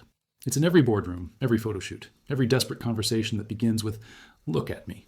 The ghosts must be laughing themselves, breathless. It's tempting to think of them as foolish, powdered peacocks dancing while the world burned, but they were only amplifying a truth as old as humanity, the need to be adored, to belong, to matter. Versailles just magnified it, turned it into architecture. The hallways were designed not for comfort, but for impression. Even the furniture was positioned strategically so that every conversation could be overheard and every rivalry could bloom. Privacy was a myth, sincerity a liability. Imagine living in a place where even your size had to be rehearsed. And yet, for all its absurdity, there's a strange tenderness in their desperation. The courtiers weren't evil, just exquisitely insecure. They measured their lives in glances, their value in gossip. To fall from favor was a fate worse than death, because it meant vanishing from the narrative. They feared invisibility the way we fear irrelevance. The tools changed. Theirs were fans and sonnets, ours are hashtags and heart emojis, but the addiction stayed the same. The French, in their poetic way, turned this obsession into an art form. They called it l'esprit de cour, the spirit of the court. It was a blend of wit, charm, cruelty, and theater. You could destroy someone with a compliment, ruin a rival with a raised eyebrow. Every sentence was a chess move, every silence a dagger. It's funny, isn't it, how even in the most gilded cages, people will still find creative ways to kill each other softly. But what they didn't realize, and what we still refuse to, is that the performance eventually performs you. The longer you pretend, the more the mask fuses to your face. Some of those courtiers died without ever knowing who they actually were beneath the powder. They lived entire lives as roles, not people. And isn't that a familiar kind of tragedy? We, too, craft versions of ourselves for public consumption, then get lost inside them. We mistake applause for affection and visibility for love. If Versailles teaches anything, it's that beauty without honesty is just another form of decay. It glows for a while, then crumbles. The marble cracks, the silk fades, the perfume's sour. And when that happens, the only thing left is the echo, the faint memory of laughter that doesn't sound quite right anymore. Maybe that's why the palace still stands, not as a monument to glory, but as a cautionary tale carved in gold. It whispers, be careful what you worship, because eventually you'll become it. And yet, we can't stop worshiping. The human heart is stubbornly romantic, addicted to illusion. We love things that hurt us, as long as they look beautiful doing it. That's why we still dream of castles, still decorate our lives like stages, still believe that if we shine brightly enough, no one will notice the cracks. Versailles was built on that belief, that perfection could be engineered if you just ignore the noise long enough. And perhaps that's what makes it both terrifying and irresistible. There's a moment, late in the afternoon, when the light slants through the hall of mirrors and the reflections multiply into infinity. You stand there, surrounded by 1,000 versions of yourself, and for a fleeting second, you understand what the courtiers must have felt. The thrill of existing in so many forms, the terror of not knowing which one is real. It's both beautiful and unbearable. And maybe that's the truest definition of power, the ability to disappear inside your own reflection. By the time you leave, the palace has already started to fade behind you. The fountains are quiet, the air thick with memory. You tell yourself it's just a building, just history. But deep down, you know better. Versailles isn't a place. It's a condition, one we keep relapsing into, century after century, convinced this time we'll handle the poison better. We never do. But maybe that's what makes us human. Our talent for drinking danger from crystal glasses and calling it elegance. And as you walk away, the last of the sunlight catches the mirrors, and for a moment they flash like eyes. Amused, indulgent, almost forgiving. Because the ghosts of Versailles understand something we still don't. They know that beauty was never meant to save us. It was meant to tempt us. And temptation, as history loves to remind us, is the only poison we'll never stop enjoying. They say Versailles was built to capture the sun, and maybe it did. But sunlight, if trapped long enough, turns suffocating. The palace didn't just shimmer, it glared. Every surface reflected glory so relentlessly that it blinded everyone inside. And maybe that's the real story. Not of kings and queens, not even of poison or perfume, but of people who mistook light for warmth and found themselves burned instead. The truth is, life inside Versailles was less like a fairy tale and more like an elaborate hostage situation with better furniture. Imagine waking up every day knowing your worth depended on how gracefully you could bow, how perfectly you could gossip, and how convincingly you could pretend you weren't starving for attention. Everyone there lived in performance mode long before social media existed. They didn't scroll, they schemed, and the comments came in whispers, not likes. But beneath the etiquette manuals and powdered smiles was something far more human, fear. Not fear of death or even disgrace, but fear of irrelevance. To be unnoticed was a social death sentence. People would rather be scandalous than silent. There was even an unspoken rule. If you weren't being talked about, you didn't exist. The palace didn't just feed on power, it fed on presence. Every glance, every rumor, every sigh was currency. And the cruelest part? The king was the richest of them all, yet just as desperate for validation. Louis XIV understood the psychology of attention better than any influencer ever could. He didn't just want to be admired, he wanted to be witnessed. Every sunrise was his brand launch, every dinner a press release. He made himself the center of everything not out of vanity, though there was plenty of that, but out of strategy. If people were busy watching him, they weren't plotting against him. It was a brilliant move, and an exhausting one. Even the sun needs to set, but the Sun King never allowed himself the dignity of dusk. What makes this whole spectacle fascinating is how ordinary it all feels when you strip away the lace and titles. Every age invents its own version of Versailles, its own theater of self-importance. Today, we do it through pixels and posturing.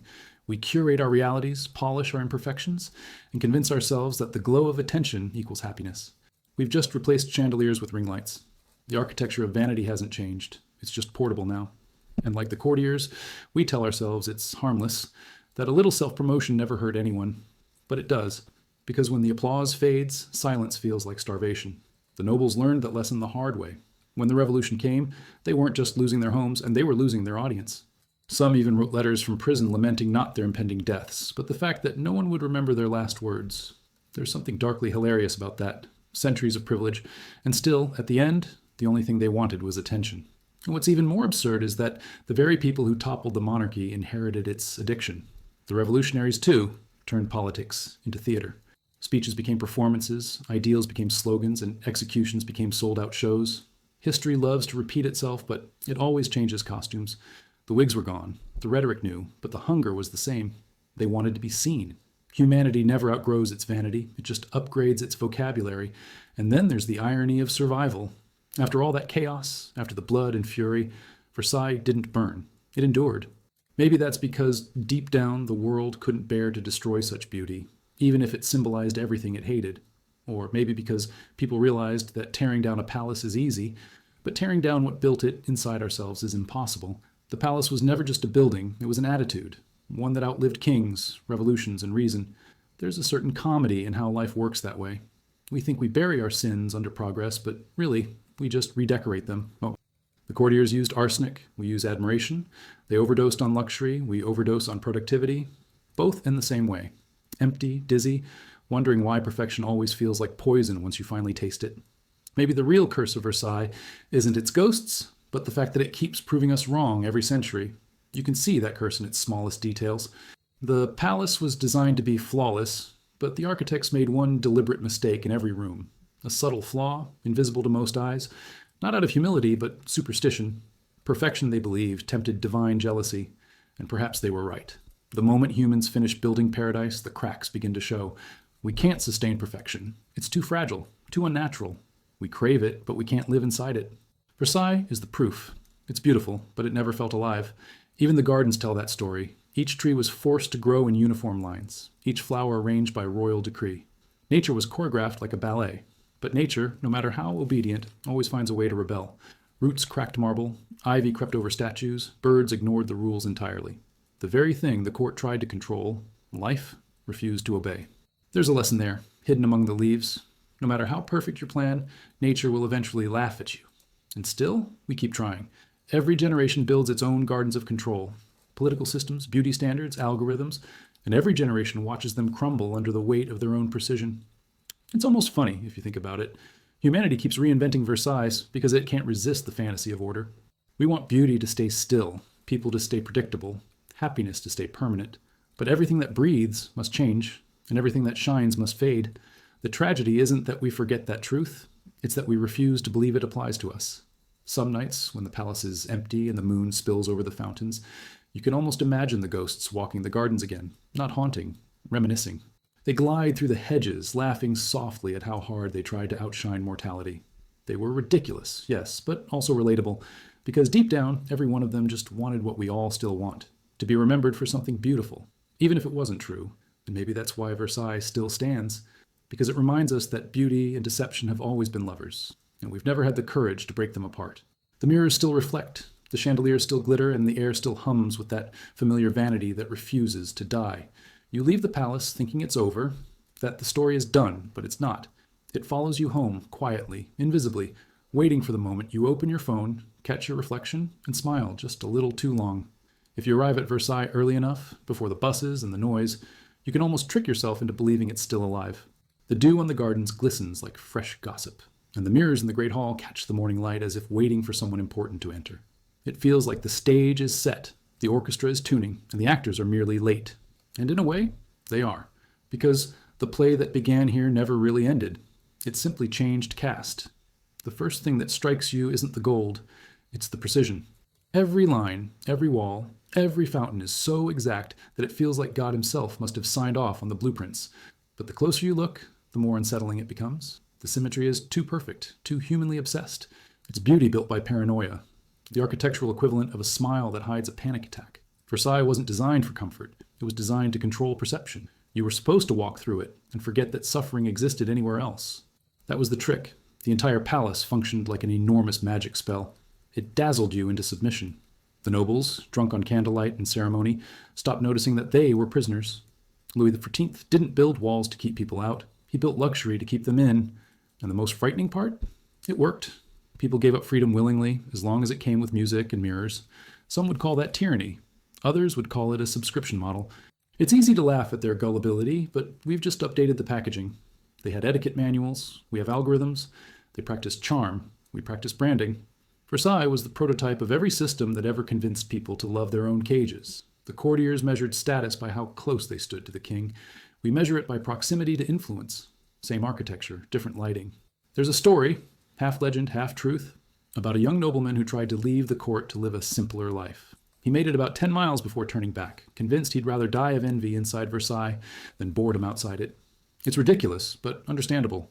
The palace had that effect. Once you'd tasted the illusion of relevance, reality felt unbearably bland. It's the same reason people today can't log off. Reality, stripped of its filters, feels like bad lighting. The courtiers called this King Le Roi Soleil, the Sun King, but the irony is that most of them lived in his shadow. They orbited him like anxious planets, desperate to stay in his light, terrified of drifting into darkness. Every compliment, every smile, every gift was a small ritual of survival. The brilliance of Louis XIV's reign wasn't in war or politics.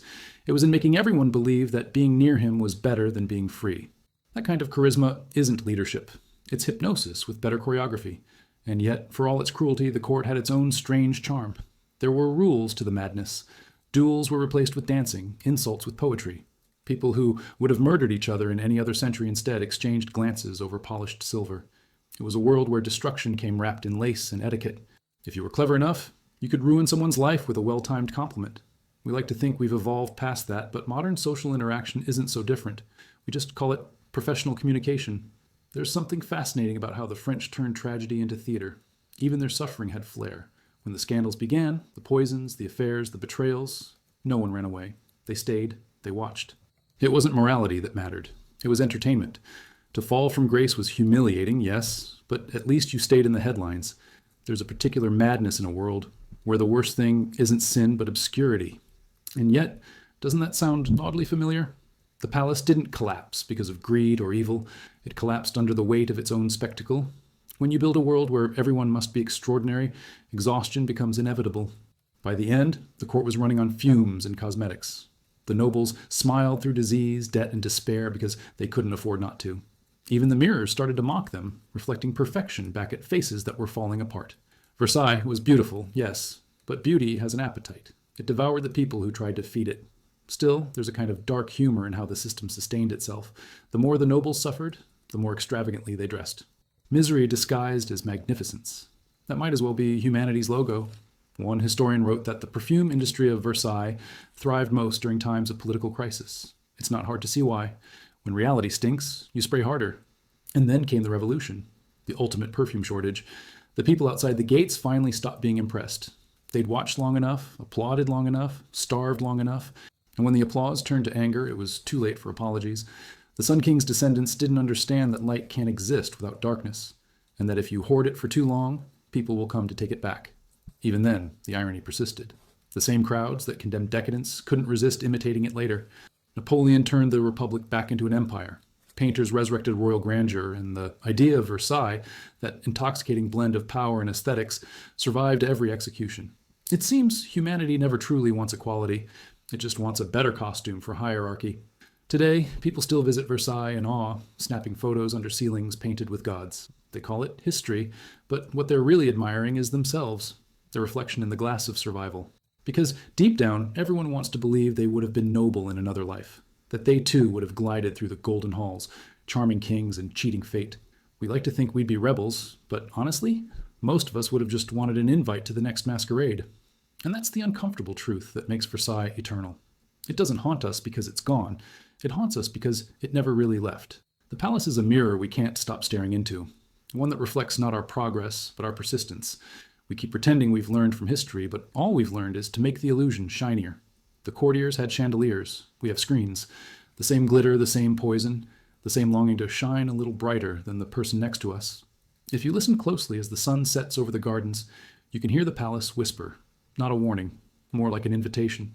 It tells you that beauty will always seduce, power will always perform, and we will always return for one more glimpse of the light. Because no matter how many centuries pass, we are still children of Versailles, captivated, corrupted, and quietly convinced that if the poison comes in a golden cup, it must taste divine. There's something almost impolite about how beautiful Versailles still is. The walls are older than most empires. The mirrors have seen more deceit than any courtroom, and yet the place glows like a vanity fossilized into architecture. It's proof that beauty can outlive everything: truth, justice, even memory. You stand there, looking at it, and you realize the palace isn't just surviving, it's gloating. It won. The people who built it are dust, but the illusion remains perfectly moisturized. Walking through it feels like entering a paradox. Every inch is meant to impress you, yet the more impressed you become, the more you start to feel uneasy. The symmetry feels too deliberate, the silence too loud. Versailles is not a place. It's an attitude, the original influencer aesthetic. You can practically hear the ghosts arguing over whose outfit was the most on theme. And while centuries have passed, the algorithm hasn't changed. Humans still crave the same thing: attention dressed as admiration. The genius of Versailles wasn't its architecture or its politics. It was the way it turned envy into currency. Everyone wanted to be seen, and everyone was terrified of being seen too much. The entire court lived in a constant loop of performance anxiety. A single wrong gesture could undo years of cultivated charm. A misplaced bow, an outdated perfume, a rumor whispered in the wrong ear. Any of it could send you tumbling from glory to gossip. It was social Darwinism, powdered and perfumed. And yet, people adored it. They didn't just tolerate the madness, they competed for it. Every morning began with rituals of absurd precision. The king's awakening ceremony, for example, involved dozens of people whose only job was to witness him waking up. Imagine needing an audience just to stretch. But that's what power does. It turns the mundane into myth. Even a yawn becomes sacred if enough people applaud it. You could argue we've improved since then, but then again, how many people today can't eat breakfast without filming it? It's funny how the same impulses repeat themselves in different costumes. The courtiers measured themselves in mirrors. We measure ourselves in metrics. They compared jewels. We compare lifestyles. They whispered scandals at banquets. We post them in comment sections. Every era has its Versailles, the same shimmering ecosystem of aspiration and insecurity. We just carry ours in our pockets now. The more you study them, the more human they become. For all their arrogance, the nobles weren't evil caricatures. They were fragile in the most relatable way. They wanted to be loved, to be special, to matter. They just happened to pursue those things with a budget large enough to build a galaxy. One duchess spent a fortune importing exotic birds just so she could be the first to own a talking parrot.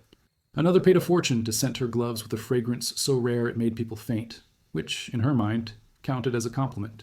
Excess wasn't just indulgence, it was language. You spoke by how extravagantly you wasted. That's what makes Versailles feel less like a museum and more like a diagnosis. It's a perfectly preserved study of how desire works, and how it inevitably turns toxic when mistaken for meaning. Every portrait on the wall seems to ask the same question: what would you trade to stay unforgettable? The uncomfortable answer is usually almost everything, and that's where the comedy lies. Not in the past, but in how familiar it feels. Humanity keeps writing the same script, just with better lighting and fewer wigs. Even the downfall of Versailles feels theatrical, as if the universe itself decided to honor the aesthetic. When the revolution came, it wasn't quiet or pragmatic. It was cinematic. Heads rolled, flags burned, crowds cheered. And through it all, the palace remained eerily serene, as though it knew something everyone else didn't. That outrage is temporary, but spectacle is forever. It's darkly amusing to think that the same people who wanted to destroy it ended up turning it into a tourist attraction. The revolutionaries abolished royalty, only for future generations to pay admission to admire it. If irony had a headquarters, it would have chandeliers. What's fascinating is how the story never really ended. It just went underground. When people couldn't afford golden ceilings anymore, they built invisible ones. The obsession with hierarchy never died. It just got subtler. We still crave to be chosen, to be noticed, to ascend. Versailles was built on the dream of being seen by the king. Modern life is built on the dream of being seen by everyone. Different monarch, same hunger. You can feel that hunger in the air even now. The tourists wandering the halls don't just want to learn. They want to touch the fantasy, to borrow a little of its aura. They lean into the mirrors, angle their phones just right, and smile. Because somewhere deep down, the same ancient desire whispers, "Look at me. Don't forget me." Versailles didn't create vanity. It just perfected the lighting for it. There's an odd comfort in that realization. It means the people who lived here weren't so different from us. Their poisons were literal. Ours are psychological. They died from arsenic. We die from comparison. They whispered rumors in salons. We screamed them on timelines. The tools evolve, but the human condition stays spectacularly consistent. If anything, the palace reminds us that progress doesn't mean transformation. It just means new forms of the same folly. Sometimes, standing in one of the golden corridors, you can almost hear laughter. Not mocking, but knowing. The kind of laughter that belongs to someone who's seen it all before. Maybe it's the ghosts, or maybe it's history itself giggling at our confidence. Because every time we declare that we've moved past vanity, another palace goes up, this time made of glass and signal, not stone and gold. We keep promising to outgrow our reflection, but we never do. And perhaps that's the most poetic truth Versailles ever offered. The palace wasn't built to last, it was built to impress. But in trying to immortalize beauty, it accidentally captured something far more durable. The ridiculous, brilliant, heartbreaking consistency of human nature. The gilded walls, the whispered scandals, the poisoned perfumes, all of it still hums beneath the surface of our modern life. We haven't escaped Versailles. We've just learned to carry it with us, hidden behind polite smiles and glowing screens. As the sun begins to set over the fountains, the light turns liquid gold and the entire facade seems to melt into a dream. It's easy to forget that this place was once alive, that it pulsed with ambition and envy and laughter and perfume. And yet, maybe it still does. Maybe that's why we keep coming back. Not to marvel at history, but to see ourselves in it. Because every mirror in Versailles, whether cracked or pristine, reflects the same truth. We're still looking for beauty to save us, still pretending it can, and still loving the illusion too much to let it go. There's a peculiar moment that happens when you stand at the center of the hall of mirrors and realize that every reflection around you is lying. The room doesn't reflect you as you are. It multiplies you, distorts you, flatters you just enough to make you believe the illusion. That was the genius of Versailles. It wasn't built to be seen. It was built to make people forget where the real line between truth and theater ever was. And that, more than the chandeliers or the gilded ceilings, is what made it immortal. Everything about the palace was a performance, even silence. When courtiers glided through those endless halls, their footsteps weren't supposed to echo. Echoes implied emptiness, and emptiness wasn't fashionable. Every sound, every gesture was choreographed to maintain the illusion of perfection. If someone fainted at a banquet, which happened often, thanks to corsets tighter than reason, servants would carry them out quietly, pretending it was part of the entertainment. No one broke character. Versailles was method acting at a national level. That's the part people forget when they imagine royal life as a dream. It was theater, not comfort. The nobles were actors trapped in their own script, repeating lines written centuries before. Everything had a rule: how to bow, how to smile, how to breathe in front of the king. Even sneezing had a protocol. You could do it, but only at an angle that didn't offend the geometry of the moment. Imagine living in such a way that even your allergies were political. And yet, the court loved it. Or rather, they loved what it allowed them to avoid: the chaos of being ordinary. To exist inside Versailles was to live suspended between divinity and absurdity. They dressed like gods and behaved like gossip columnists. It's hard not to admire that level of contradiction. They spent fortunes perfecting appearances that fooled no one, least of all themselves. But maybe that was the point, to keep performing long enough that truth stopped mattering. It's oddly relatable, isn't it? We laugh at the extravagance of powdered wigs, yet we use filters with the same devotion. We mock their manners, but we've just digitized ours. The courtiers feared being excluded from the king's gaze. We fear being excluded from the feed. They waited for an approving nod at the royal supper. We wait for the dopamine hit of a notification. The only difference is that they wore gold and we wear irony. But the brilliance of Versailles wasn't in its vanity. It was in how contagious it became. The world watched, envied, and imitated. Even enemies copied it. Prussia, Russia, Austria all built their own palaces in response, each trying to outshine the last. Versailles was less a building and more a virus of grandeur. It spread through Europe, infecting architecture, fashion, etiquette, and even psychology. It taught entire nations how to desire beautifully and self-destruct elegantly. That's a difficult legacy to shake. Behind all that shimmer, though, was a kind of loneliness that never left the walls. You can feel it if you stay long enough. The vastness that once screamed of power now hums with emptiness. Imagine living in a place so big that even your thoughts could echo. The courtiers were surrounded by people yet suffocated by isolation. There was no privacy, not even for the king. Every moment of his day was witnessed, recorded, performed. His mornings began with an audience and ended with applause. You start to understand why so many monarchs went mad. Being worshipped is exhausting work. And perhaps that's the real irony of the Sun King's reign. He built a world designed to worship him, only to create a mirror that devoured everyone inside it. The courtiers didn't see a king anymore. They saw their own ambitions reflected back at them. The palace turned humanity into choreography, emotion into fashion. It's what happens when image becomes the only truth. People forget how to feel unless someone is watching. There's an almost comic tenderness in that idea. Humans, dressed in their most divine costumes, still crumbling under the same insecurities as everyone else. The queen might have worn diamonds the size of tears, but she still cried in secret. The king could command armies, yet feared aging more than rebellion. The courtiers laughed loudly at every royal joke, but their eyes darted constantly, checking, calculating, surviving. It's easy to see them as villains of decadence, but maybe they were just like us. terrified of being ordinary, desperate to matter, and allergic to silence. The more time passes, the clearer it becomes that Versailles wasn't destroyed by revolution. It was undone by its own perfection. Perfection is unsustainable. It cracks under its own polish. The palace was too flawless to evolve, too choreographed to breathe. When the world outside began to change, science, reason, hunger, Versailles stood frozen, a painting refusing to age. The people revolted not just against taxes or monarchy, but against the suffocating illusion that life could ever be as symmetrical as a French garden. And yet, even in ruin, the illusion won. The monarchy fell, but the aesthetic survived. France may have decapitated its kings, but it never stopped admiring their taste. The revolutionaries banned titles, but they couldn't resist the drama of spectacle. Their parades, their rhetoric, their guillotines, all performed with the same sense of theater the court had perfected. It's as if the spirit of Versailles whispered from the rubble, "You can kill the actors, but you'll never end the play." That's the haunting part. The performance never truly stopped. It just migrated. The stage grew larger, the costumes subtler, but the choreography remained. Power still dresses itself in beauty. Politics still disguises itself as virtue. We still prefer elegance to honesty, control to authenticity. Versailles didn't die. It went viral. It became us. It's almost comforting in a tragic way to realize that nothing really changes. Every generation builds its own golden hall and convinces itself that this time it's different.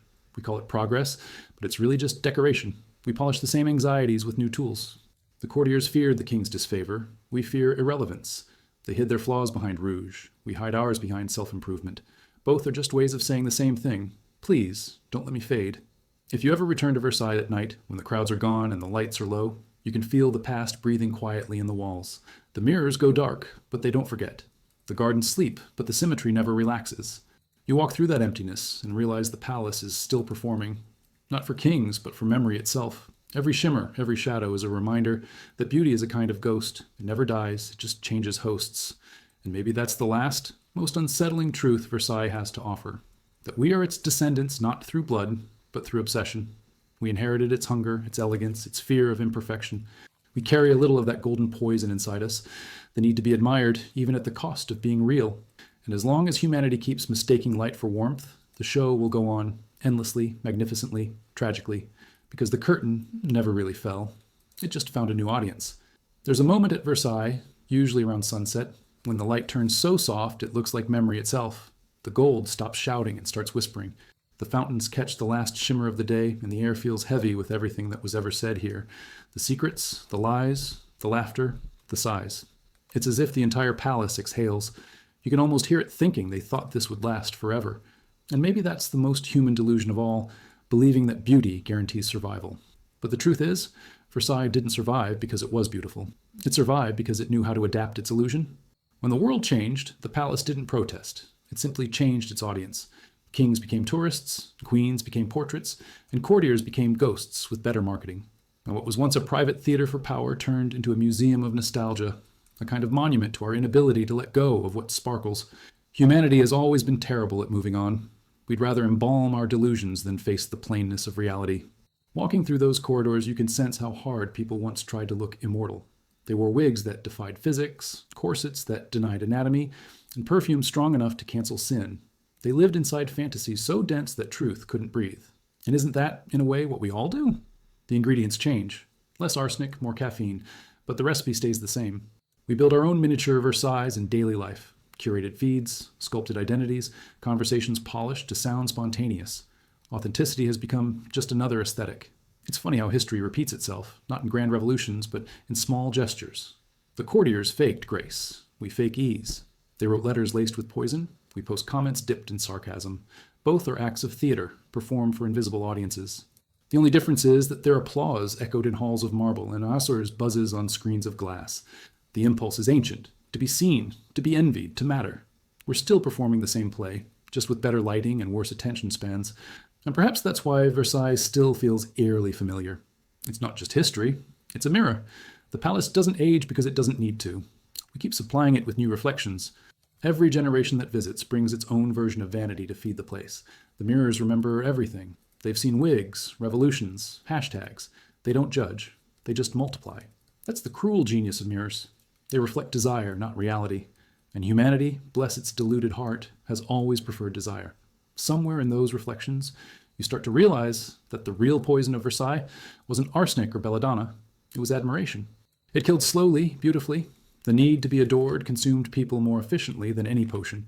You can almost imagine a duchess staring at her reflection, adjusting her jewels for the 100th time, whispering to herself, "If they see me, I exist." And isn't that thought still echoing centuries later, every time someone checks their phone for likes? The only thing more addictive than attention is the fear of losing it. What fascinates me most is how the French managed to turn tragedy into charm. Only in France could the fall of an empire end up looking chic. They lost their monarchy, but kept its aesthetic. Even ruin, when wrapped in elegance, becomes desirable. It's as if the nation collectively decided that if they couldn't have paradise, they'd at least have good lighting for the apocalypse. And somehow, that philosophy works. There's something incredibly French about laughing at your own downfall as long as you look beautiful doing it. Versailles itself learned that lesson better than anyone. It went from symbol of excess to shrine of endurance, and it never once apologized. The walls didn't crumble in shame, they gleamed harder. It's almost comedic, this refusal to die properly. Most buildings age quietly, but Versailles insists on aging like an actress who's convinced the show isn't over, all powder and posture, pretending the audience is still there. And in a way, it is. The visitors who stroll through its halls today are still part of the performance, still hypnotized by the same choreography of light and envy. Even the gardens tell the story. Those manicured lines and impossible geometries aren't just decoration, they're ideology carved in soil. They represent control, dominion, the belief that nature can be tamed into perfection. Every hedge trimmed into submission, every fountain placed like punctuation. It's breathtaking, yes, but also unsettling. There's something almost tyrannical about that kind of beauty, the kind that demands obedience. You walk through it and realize it's less a garden and more a warning disguised as flowers. But the warning isn't about kings or revolutions, it's about us. Because deep down we haven't outgrown that need to control. We still chase symmetry and chaos, order and emotion, polish and pain. We want life to behave like the gardens of Versailles, organized, stunning, obedient. And when it doesn't, we panic. The French revolutionaries once tore down the symbols of the old world only to build new ones with the same precision. It's almost endearing how predictable we are in our contradictions. We destroy what traps us, then rebuild it in better colors. And that's why the palace still feels alive. Not because it's haunted, but because we keep haunting it. We bring our ambitions, our fears, our obsessions, all the same ingredients, just in different packaging. Every selfie in the Hall of Mirrors is a tiny ritual of continuity. We're still asking the same question the courtiers once did. Do I look worthy of being remembered? And the mirrors, ever polite, always answer yes. That's what keeps the illusion alive. By the time the sun fully sets and the gold fades into shadow, Versailles changes tone. The tourists leave, the air cools, and what's left is silence. A deep, heavy kind of silence that feels like truth finally exhaling. The grandeur melts into melancholy. You start to realize that the real story of Versailles isn't about kings or revolutions at all. It's about the human refusal to accept impermanence. Every chandelier, every brushstroke, every mirror was an argument against time. And time, patient and amused, let them have their fun.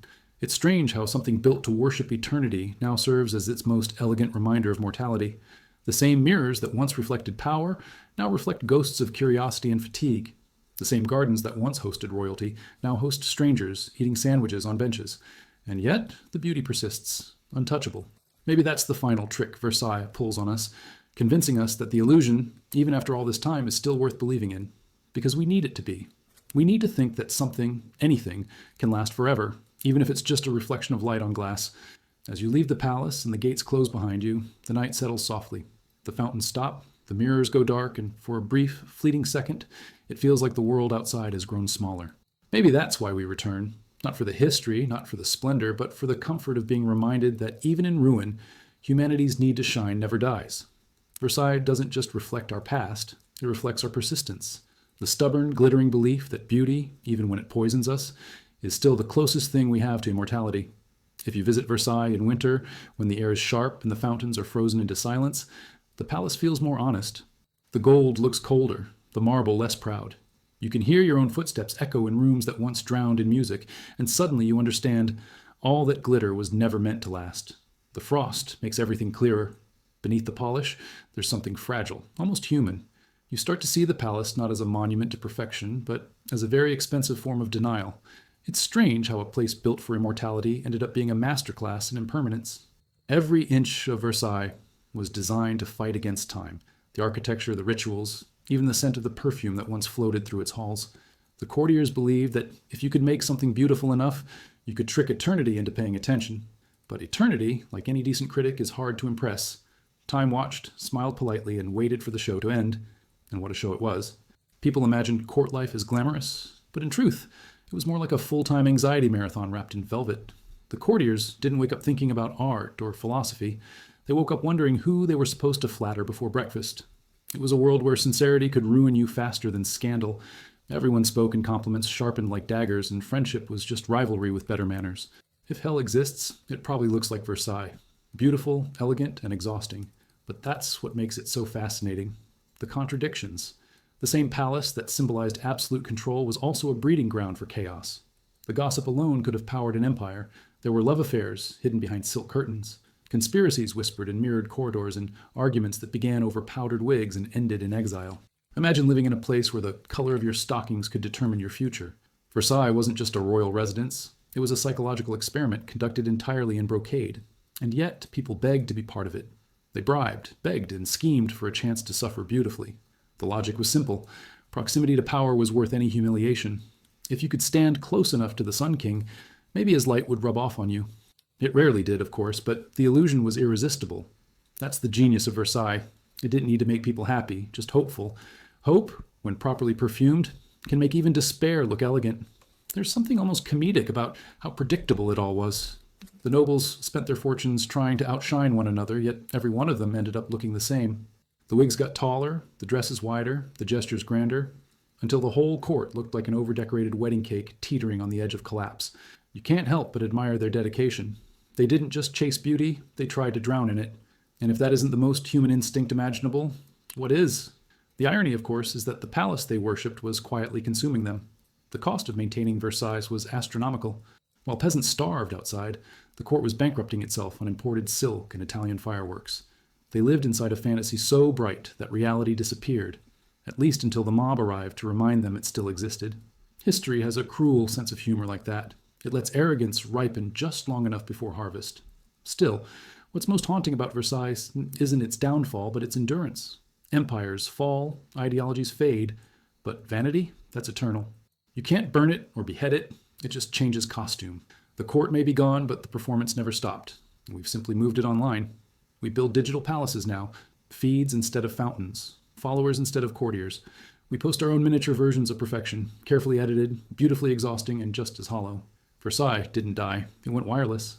There's a small, almost invisible detail in the palace that sums it all up.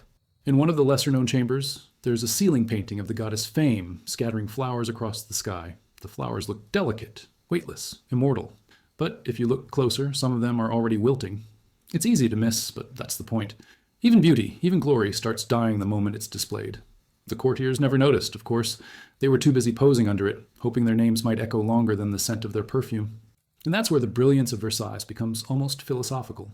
It wasn't just a palace, it was a mirror reflecting humanity's most persistent delusion, that attention equals meaning.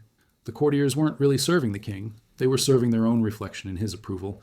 They mistook admiration for love, spectacle for significance, and power for purpose. And centuries later, we're still doing it. The tools are different, but the hunger is identical. We haven't escaped Versailles. We've domesticated it. Even the fall of the monarchy didn't kill the performance. It simply gave it better lighting. The revolutionaries who destroyed the old order were just as theatrical as the nobles they despised. They swapped lace for rhetoric, chandeliers for slogans, but the drama stayed the same. It's as if France traded one stage for another and the audience never left. That's the quiet joke of history. It doesn't repeat itself because we forget. It repeats because we like the script too much to rewrite it. And still, despite all its contradictions, Versailles remains mesmerizing. Maybe because it speaks to something we secretly admire. The audacity of trying to build eternity out of chandeliers and charm. We know it's absurd, but we can't look away. It's the same fascination that makes us slow down for wrecks or fall for people we know will ruin us. Beauty, when mixed with danger, becomes addictive. The palace understood that better than any philosopher. It weaponized aesthetics long before marketing was invented. As you walk away from it, you realize that Versailles doesn't belong to the past at all. It's a reflection of everything we still are, ambitious, insecure, enchanted by our own illusions. The mirrors, now centuries old, still do what they were built for. They flatter. They make us believe we're part of something larger, something timeless, even when we're just visitors passing through. And maybe that's the quiet genius of the place. It doesn't condemn our vanity, it forgives it. When the sun finally dips below the horizon, the palace begins to fade into silhouette, and for a moment it looks almost humble, a ghost of gold against the blue. It's easy to imagine that the walls are resting, that the performance has ended.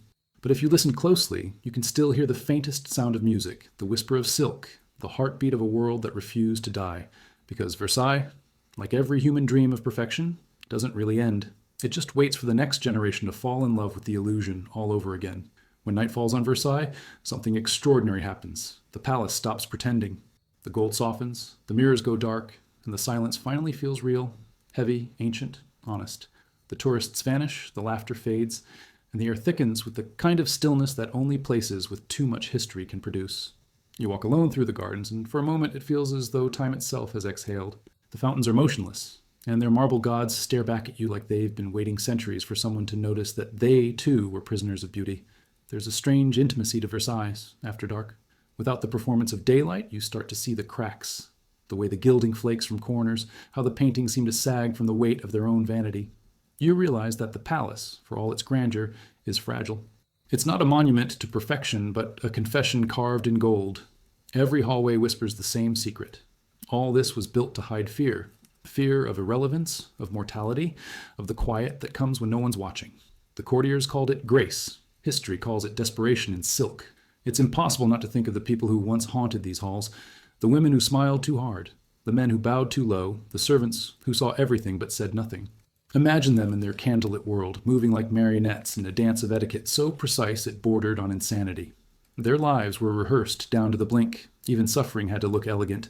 It's almost comical how determined they were to appear composed while their world was quietly disintegrating.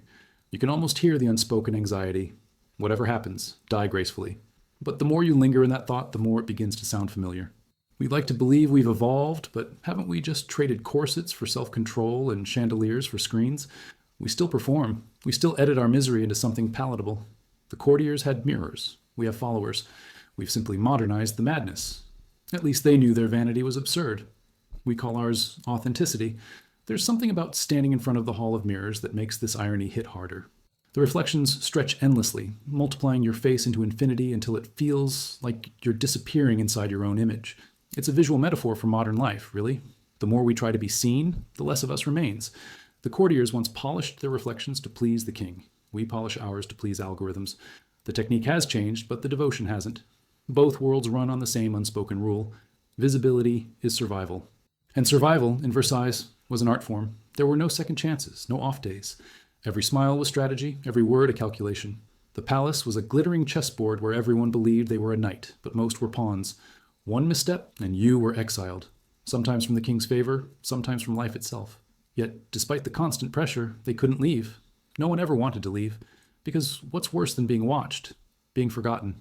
That's the cruel paradox that Versailles still embodies, the fear of being trapped and the terror of being unseen. It's the same paradox that defines us now. We crave connection, but fear exposure. We seek admiration, but despise judgment. We're all performing for a crown that no longer exists. It's both tragic and hilarious when you think about it. A global masquerade with no host and no end. It's not hard to imagine the king himself pacing through his chambers late at night, exhausted by his own myth. Louis XIII, the man who called himself the sun, had to shine every hour of his life. Even his insomnia was scheduled. He couldn't sneeze without it becoming a ceremony. And maybe, deep down, he knew the light was never really his. He just reflected what people needed to believe. That's the burden of spectacle. The moment you stop dazzling, you start decaying. And yet, isn't that what all creators do?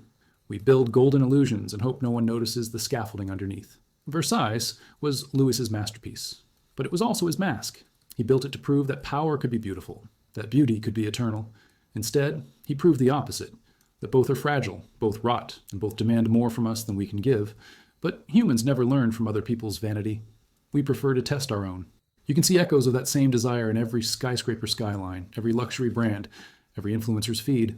We still build Versailles, just taller and faster. The modern world is an empire of self-advertisement, the architecture of attention. And like the courtiers, we measure success by how well we've convinced others of our importance. We call it progress, but it's the same script, the same stage, just with better lighting and Wi-Fi. What makes Versailles timeless is that it never preaches. It doesn't need to. The walls already know what happens to people who chase perfection. They collapse under their own applause. The palace doesn't judge. It waits. It knows that every age eventually builds its own illusion of eternity, only to watch it crumble. The Enlightenment, the Revolution, capitalism, digital fame, All of them were just different chandeliers swinging over the same dance floor. The music changes, the faces change, but the rhythm stays the same. And still, for all its arrogance, Versailles remains oddly comforting. It reminds us that the human need to dazzle is as old as fear itself. Maybe that's not such a terrible thing. Maybe the pursuit of beauty, even doomed, even absurd, is the only thing that makes our decay bearable. The palace endures not because it defied death, but because it made death look exquisite. It teaches us that impermanence can be glamorous if you light it correctly. By the time you step outside, the night has swallowed the last gleam of gold. The stars above look faint, almost embarrassed next to the ghosts of chandeliers that once outshone them. You turn back for one last look, and the palace seems to watch you too. Silent, knowing, amused, it doesn't care if you understand it. It only cares that you looked, because that's all Versailles ever wanted from the beginning. To be seen, to be admired, to live forever in someone else's gaze. And maybe that's the quiet truth of it all, that every act of creation, every display of beauty is just a plea not to be forgotten. Versailles wasn't built to last. It was built to matter, and centuries later it still does. The mirrors may be tarnished, the walls cracked, but the illusion still works. Because deep down, no matter how much we evolve, we're still standing in that same hall, adjusting our reflection, waiting for the light to hit us just right, praying that for one fleeting moment, eternity might look back. There's a particular kind of silence that only exists in places that once hosted too much noise. Versailles has that silence, the kind that hums like a memory trying to breathe. The halls still shimmer, the chandeliers still hang like frozen bursts of applause, and the mirrors still reflect light as if they remember what it felt like to be worshipped. But if you stand there long enough, you notice something deeper. The echo isn't coming from the past, it's coming from us. Because every person who visits this place, no matter how modern they think they are, brings their own version of Versailles with them. We don't come to see history. We come to feel important for a moment, to walk where kings walked, to imagine what it's like to be adored without question. The irony is almost delicious. We envy people who spent their lives pretending not to be human. The courtiers didn't eat without performing, didn't breathe without permission, didn't age without shame. Yet we gaze at their portraits and call it grace. We forget that grace back then was just fear with better posture. That's what Versailles really teaches you once you look past the gold. The difference between appearance and existence. The nobles existed only through their image. The moment they stopped dazzling, they disappeared. It was the most glamorous kind of extinction. Today, we do the same, just more efficiently. The modern world runs on visibility. If no one sees you, do you even exist? Philosophers once asked whether a tree makes a sound when it falls in the forest. Now we ask whether a moment counts if it isn't posted. Versailles understood that centuries before we did. It was the original influencer mansion. Every hallway was designed for optics, every ritual choreographed for maximum drama. The courtiers curated their lives long before Instagram gave us filters. They just used candlelight instead. There's something almost comforting in knowing that the obsession with presentation isn't new. It's ancestral. We've simply upgraded the technology of vanity. The human instinct remains the same, to package chaos beautifully and hope no one notices the cracks. But behind every performance lies exhaustion. The palace's perfection came at a cost no one could sustain. The perfumes that masked decay contained toxins. The fabrics that dazzled in candlelight suffocated the people wearing them. Even the gardens, so symmetrical, so serene, required endless violence to keep nature obedient. Every flower was forced to bloom on schedule. Every weed was an enemy of elegance. It's funny, in a dark way, how much suffering we're willing to endure just to keep things looking effortless. You can almost imagine the courtiers collapsing in their wigs, gasping for air, while insisting they felt divine. And in a strange sense, they did. Because that's what beauty does when it becomes religion. It teaches you to find holiness in pain. We like to laugh at them, but we do the same thing now. We trade sleep for success, authenticity for admiration, peace for performance. Our corsets are invisible, but they tighten just the same. The mirror has simply moved from the wall to the screen. Versailles wasn't just a palace, it was a prototype. It taught the world that control could be seductive. That domination, when dressed in gold, feels like art. Kings used power to enslave. Now we use it to entertain. The illusion is identical, it only looks softer. When the Sun King built this place, he wasn't just building a home, he was building a stage where power could disguise itself as beauty. And that's the trick we still fall for every day. In politics, in business, even in love, we trust what shines and ignore what costs. There's a story that the mirrors in the hall were made using techniques stolen from Venetian craftsmen, who were later poisoned to keep the secret safe. Whether true or not, the metaphor feels perfect. The same glass that captured light was born from darkness. The same walls that glowed with glory were built on silence and fear.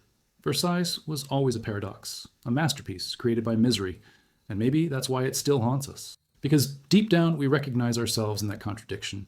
Beautiful on the outside, breaking on the inside, pretending both can coexist forever. Even the downfall of the palace feels poetic. The revolution didn't just destroy a monarchy, it revealed the cost of make-believe. The people who stormed Versailles weren't just angry about hunger, they were furious about illusion. They saw what happens when appearances become more sacred than truth. But here's the twist. After they tore it down, they started building their own illusions. The palaces became parliaments, the crowns became ideologies, and the performance continued, just with new costumes. History, as it turns out, doesn't erase vanity, it renovates it. And yet, for all its hypocrisy, there's something deeply moving about humanity's persistence in pretending. Maybe we perform because we can't bear the silence underneath. Maybe illusion is our way of surviving the unbearable truth, that time forgets everyone. The courtiers knew they'd die, they just wanted to die beautifully. We know our posts will vanish into digital oblivion. We just want to be noticed before they do. Versailles doesn't mock that desire, it immortalizes it. The palace is a monument to the human refusal to fade quietly. That's what makes it timeless. Every age returns to Versailles, not to study history, but to admire its audacity. To stand there is to witness what happens when a civilization falls in love with its own reflection, and somehow makes it art. You start to realize that the palace isn't haunted by ghosts. It's haunted by ambition. Every shimmer of light feels alive with the same restless hunger that built it. The need to be magnificent, the need to be remembered, the need to matter even after everything else turns to dust. And maybe that's why we can't help but forgive its sins. For all the vanity, all the cruelty, Versailles was never ordinary. It dared to dream beyond mortality. It took the fleeting and turned it into architecture. And even if that dream was built on delusion, it's still breathtaking. Because in the end, every generation builds its own Versailles, in stone, in screens, in stories, hoping to trick eternity into watching just a little longer. As you leave the palace and walk into the night, you might look back one last time. The windows glow faintly, like eyes refusing to close. Well, you realize the building isn't sleeping, it's waiting. Waiting for the next audience, the next admirer, the next believer in beauty as salvation. The performance never ended, it just shifted its lighting. And if you listen closely, really closely, you can almost hear it whisper, "The illusion is yours now." If you arrive at Versailles early enough, before the crowds and the chatter, you'll notice something unsettling about it. It's too perfect. The symmetry feels almost unnatural, like a painting pretending to be a world.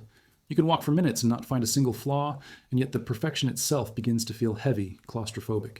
It's beautiful in the way that taxidermy is beautiful, preserved, motionless, eerily alive. That's when you realize that Versailles isn't a palace. It's a performance that never ended.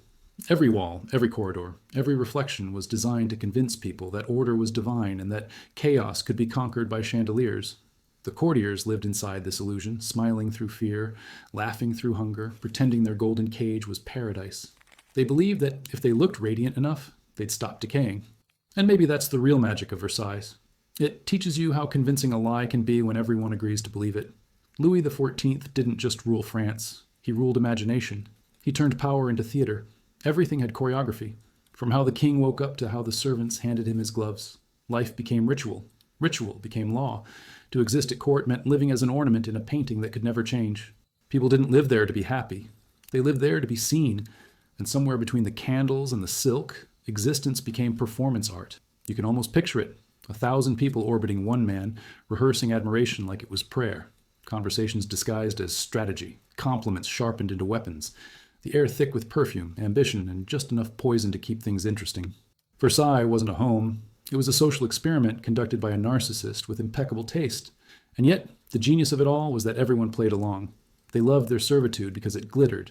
The same logic still rules us, only now the stage is global. We've all become little kings and queens of our own miniature Versailles, broadcasting our curated lives to invisible audiences. We call it authenticity, but it's just better lighting. We share, we post, we pose, building our own mirrors, desperate to prove we exist through reflection. If the courtiers feared exile from the palace, we fear disconnection from the feed. The throne has become digital, but the hunger for attention is the same. That's the unsettling part. Nothing has really changed. Humans haven't evolved past the desire to be adored. We've only upgraded our tools. The powdered wigs have been replaced by pixels, the poison by envy, the hierarchy by followers. But the anxiety is identical. That small, gnawing terror that without an audience will fade. Versailles didn't invent vanity, it just gave it choreography. And now, centuries later, we're still dancing. It's easy to laugh at their absurdity. The endless bows, the rehearsed smiles, the elaborate rules about who could sit and who could breathe. But deep down, we admire them. Because they dared to live inside the fantasy we're all still chasing, the dream that beauty and control can keep death at bay. Their perfume was their immortality, their portraits were their profiles. And though the revolution eventually burned their world, it couldn't kill the instinct that built it. The guillotine cut heads, not habits. What's fascinating is that even in ruin, Versailles never stopped seducing. The revolutionaries tried to destroy it, but within decades it was open again, this time as a museum, the perfect posthumous influencer. The same building that symbolized oppression became a shrine to art, a temple for the public to worship what they once wanted to erase. Humanity has a strange habit of hating what it secretly envies. We mock vanity, but visit it on weekends. When you look closely at the details, you start to notice the quiet rebellion hidden beneath the gold. The cracks in the marble, the fading pigments in the ceiling, the way the mirrors distort light just slightly. Time is the only artist Versailles couldn't control, and it's been slowly repainting the palace in truth. Decay has become its most honest decoration. It's humbling. The same sunlight that once crowned kings now exposes their dust. The same mirrors that glorified beauty now show wrinkles and fingerprints. There's a moment standing in that hall when you realize that the palace's greatest achievement wasn't its opulence. It was its endurance. It survived revolutions, wars, and reason itself. It's outlived the people who loved it, the people who hated it, and even the people who built it. That's the secret to its immortality. Versailles doesn't belong to any era because it reflects them all. It's a mirror not of one man's ego, but of humanity's collective vanity. And maybe that's why we keep returning to it, not because we want to remember the past, but because we want to see ourselves, elegant, admired, unbreakable, even if it's only for a moment.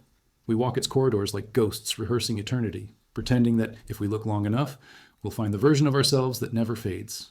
Versailles is more than architecture. It's an addiction. It's also a warning.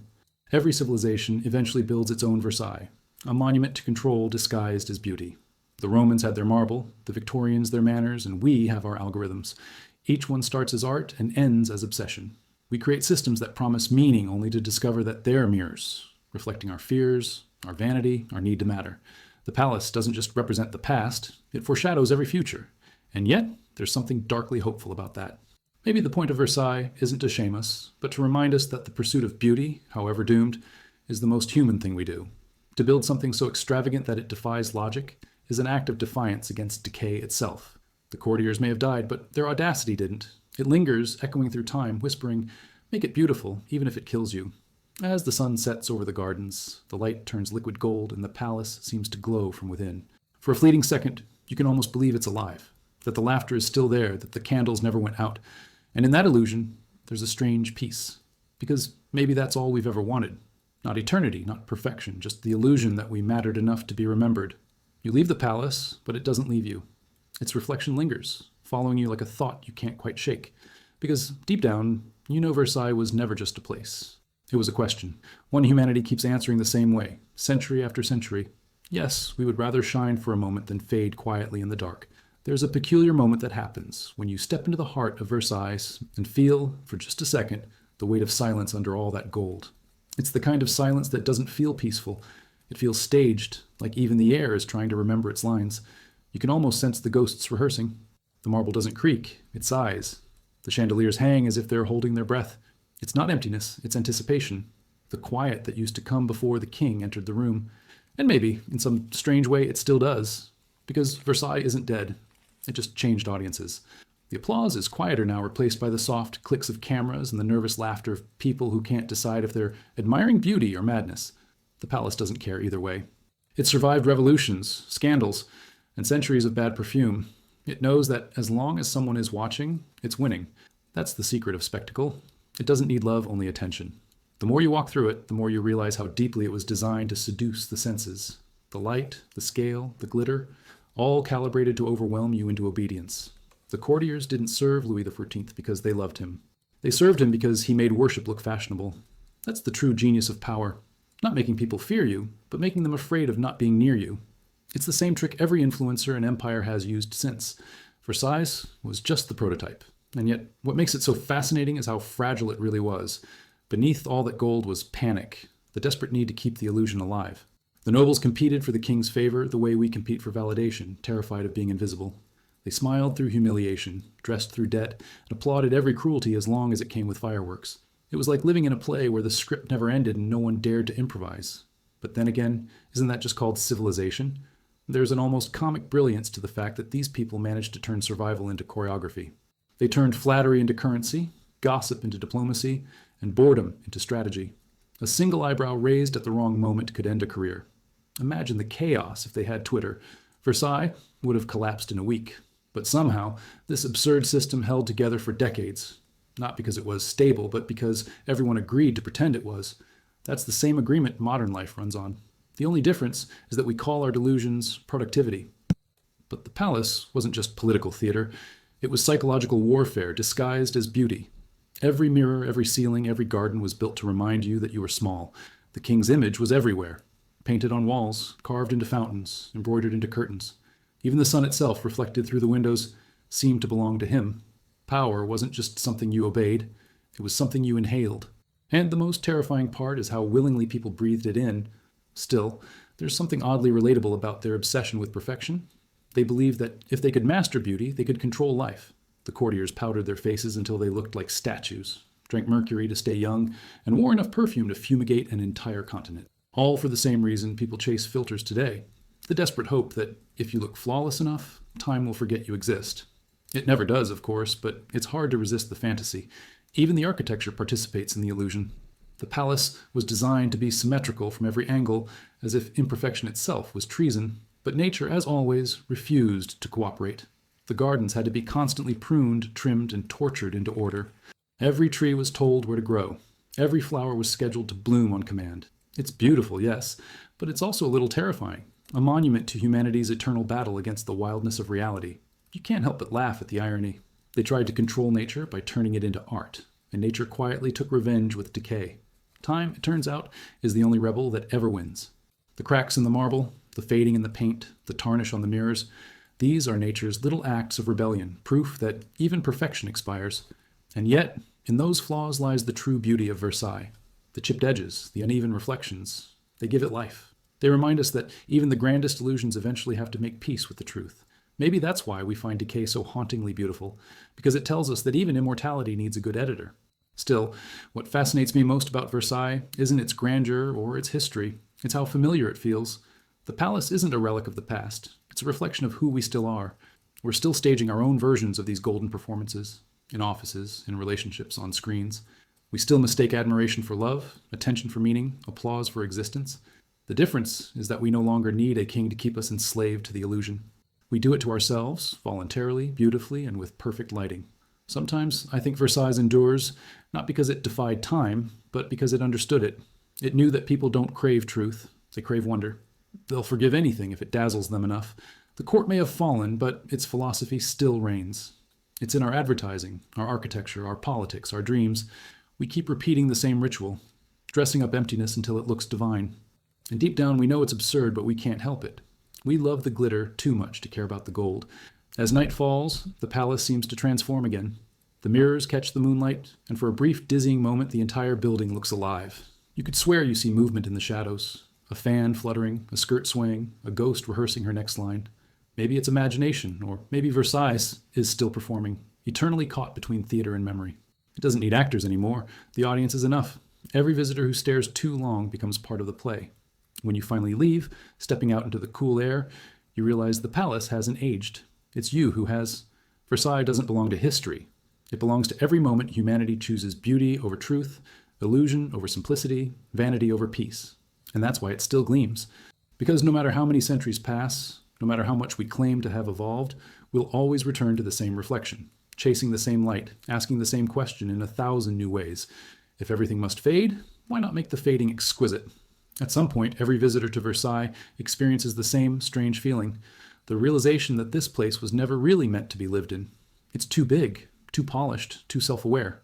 The air itself feels rehearsed, as if the walls are still performing for someone who left 300 years ago.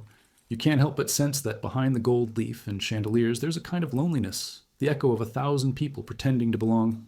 Versailles wasn't a home, it was a costume that swallowed its actors whole. The courtiers understood this better than anyone. Their lives revolved around proximity, not purpose. The closer you stood to the king, the more you mattered. But the closer you got, the less human you became. You stopped speaking honestly, stopped laughing naturally, stopped walking unless someone was watching. Imagine waking up every day knowing your survival depended on applause. It sounds like a nightmare, until you remember that most of us still do it, just with fewer wigs. That's the thing about Versailles. It doesn't feel like ancient history. It feels like a user manual for modern life. The same obsession with image, the same quiet desperation for relevance, the same polite cruelty disguised as charm. They had courtiers, we have coworkers. They faked affection to climb the hierarchy. We fake wellness to look successful. Everyone plays along because no one wants to be the first to admit the game is ridiculous. It's not just politics, it's psychology with chandeliers. Even the architecture was part of the manipulation. Every line, every window, every reflection was designed to remind you that you were being watched. The gardens weren't for leisure, they were surveillance disguised as beauty. You could never truly escape the gaze of power because even the trees stood in formation. The irony is delicious. The same people who worshiped nature spent fortunes forcing it to behave. They believed that controlling beauty made them divine. Yet, as any gardener knows, the moment you stop pruning, chaos comes back with a vengeance. That's why Versailles still feels alive, because it was built out of tension, not tranquility. Beneath the glitter, there's always a pulse of paranoia. Every banquet, every dance, every smile hid an agenda. The wine was sweet, but the words were venom. The laughter rang through the halls like crystal breaking. People talk about the poisoners of the French court as if they were villains, but honestly, half the court was already toxic without needing arsenic. They poisoned each other with envy and called it etiquette. And yet, amid the absurdity, there was brilliance. The court was a living laboratory of human behavior, a place where vanity, fear, and ambition collided so perfectly that it became art. Take the way the courtiers used fashion. A new color, a new sleeve, a new lace pattern could make or break your career. It sounds insane, but look at us now. We have entire industries built on the same principle. Algorithms deciding whose shoes are worth desiring. The courtiers had mirrors, we have screens. Different tools, same addiction. Louis XIV, of course, orchestrated it all like a master conductor. He understood that power isn't about violence, it's about gravity. The Sun King didn't force people to orbit him, he made them want to. He turned worship into entertainment, loyalty into theater. That's what made him dangerous. He didn't command fear, he curated desire. And if you think about it, that's exactly how every modern empire works, from Hollywood to Silicon Valley. We no longer obey kings, we subscribe to them. What fascinates me is how long the illusion lasted. For decades, no one questioned it. Not because they were blind, but because they were complicit. They needed Versailles to be real, otherwise their lives made no sense. And that's the heartbreaking truth about every golden cage.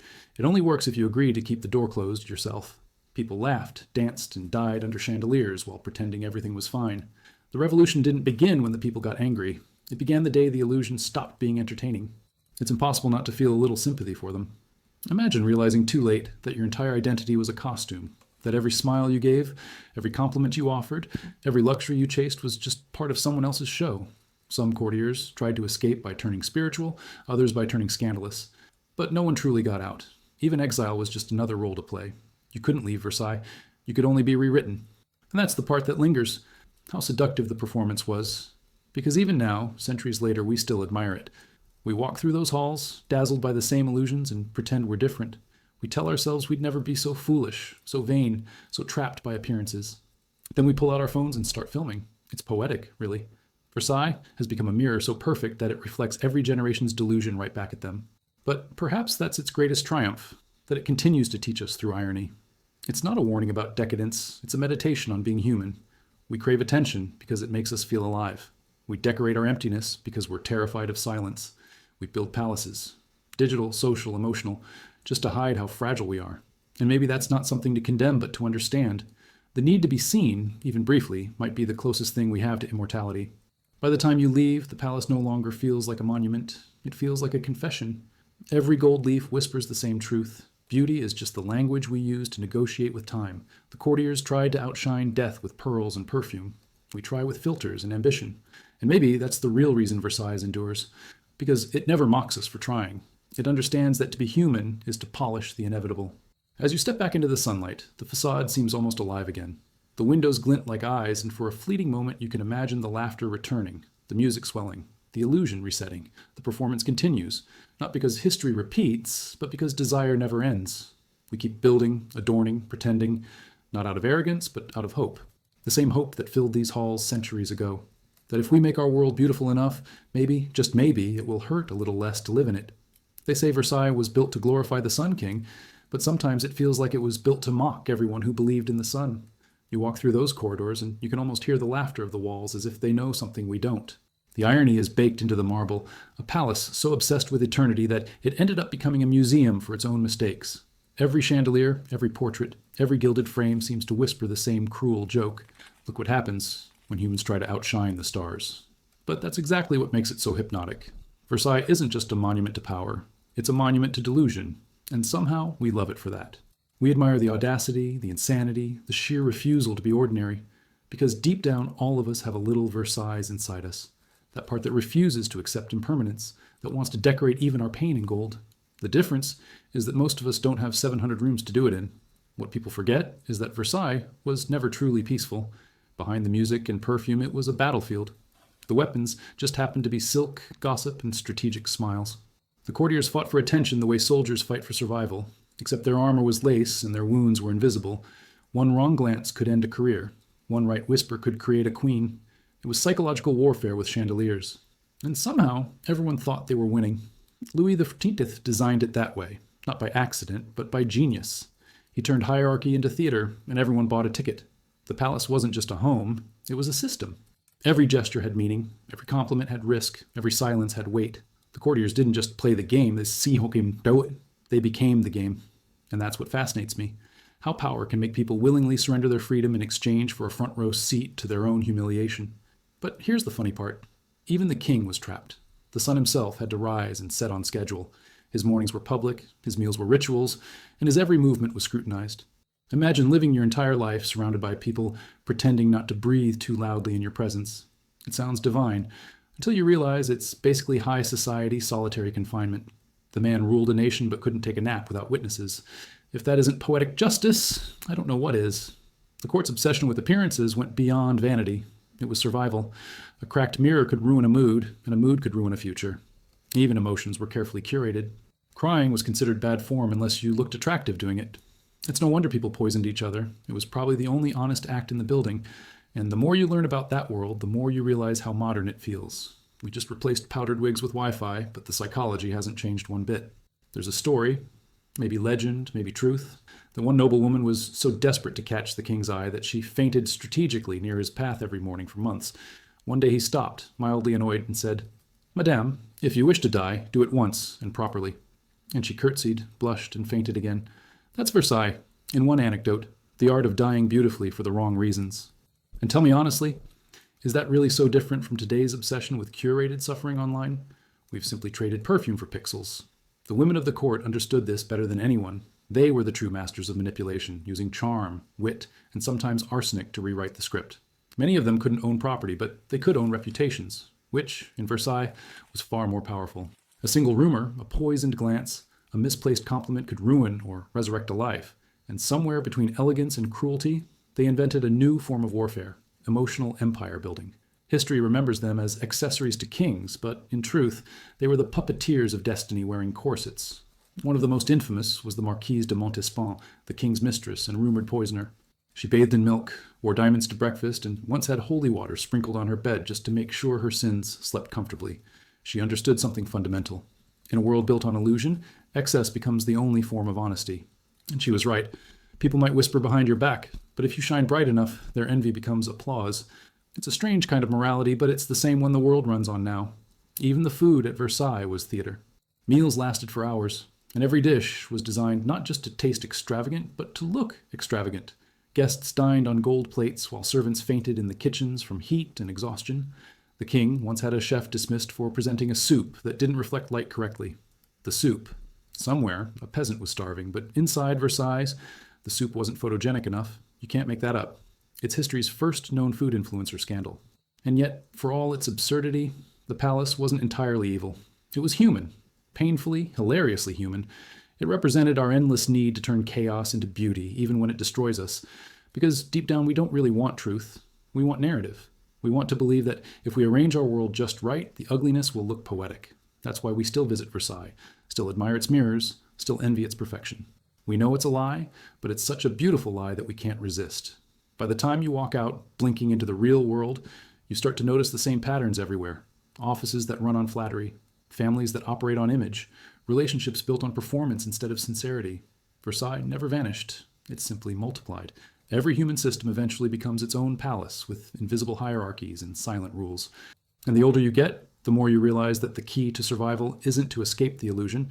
It's to learn how to dance inside it without losing your soul. As the last light of day hits the palace facade, the gold seems almost to breathe. You can feel centuries collapsing into one long sigh. Maybe that's what Versailles really is, a mirror of human longing. It reflects our desire to be seen, adored, remembered. And as much as we pretend to laugh at its extravagance, we secretly understand it. Because if we had the power, we'd do the same. We'd build our own Versailles, polish our own illusion, and call it truth. After all, history isn't written by the honest. It's written by the beautiful liars who knew how to make the illusion last. There's something paradoxical about walking through Versailles today. The tourists shuffle through rooms that once demanded silence, snapping pictures of ceilings that were meant to be gazed at with reverence, not through a phone screen. Yet the irony feels fitting. The courtiers of the 17th century would have done the same thing if they'd had Instagram, carefully choosing filters to make their powdered faces glow just right under candlelight, posting captions like, "Breakfast with His Majesty again," feeling blessed. The tools have changed, but the craving is timeless. The need to be seen, to be near power, to exist through the gaze of others.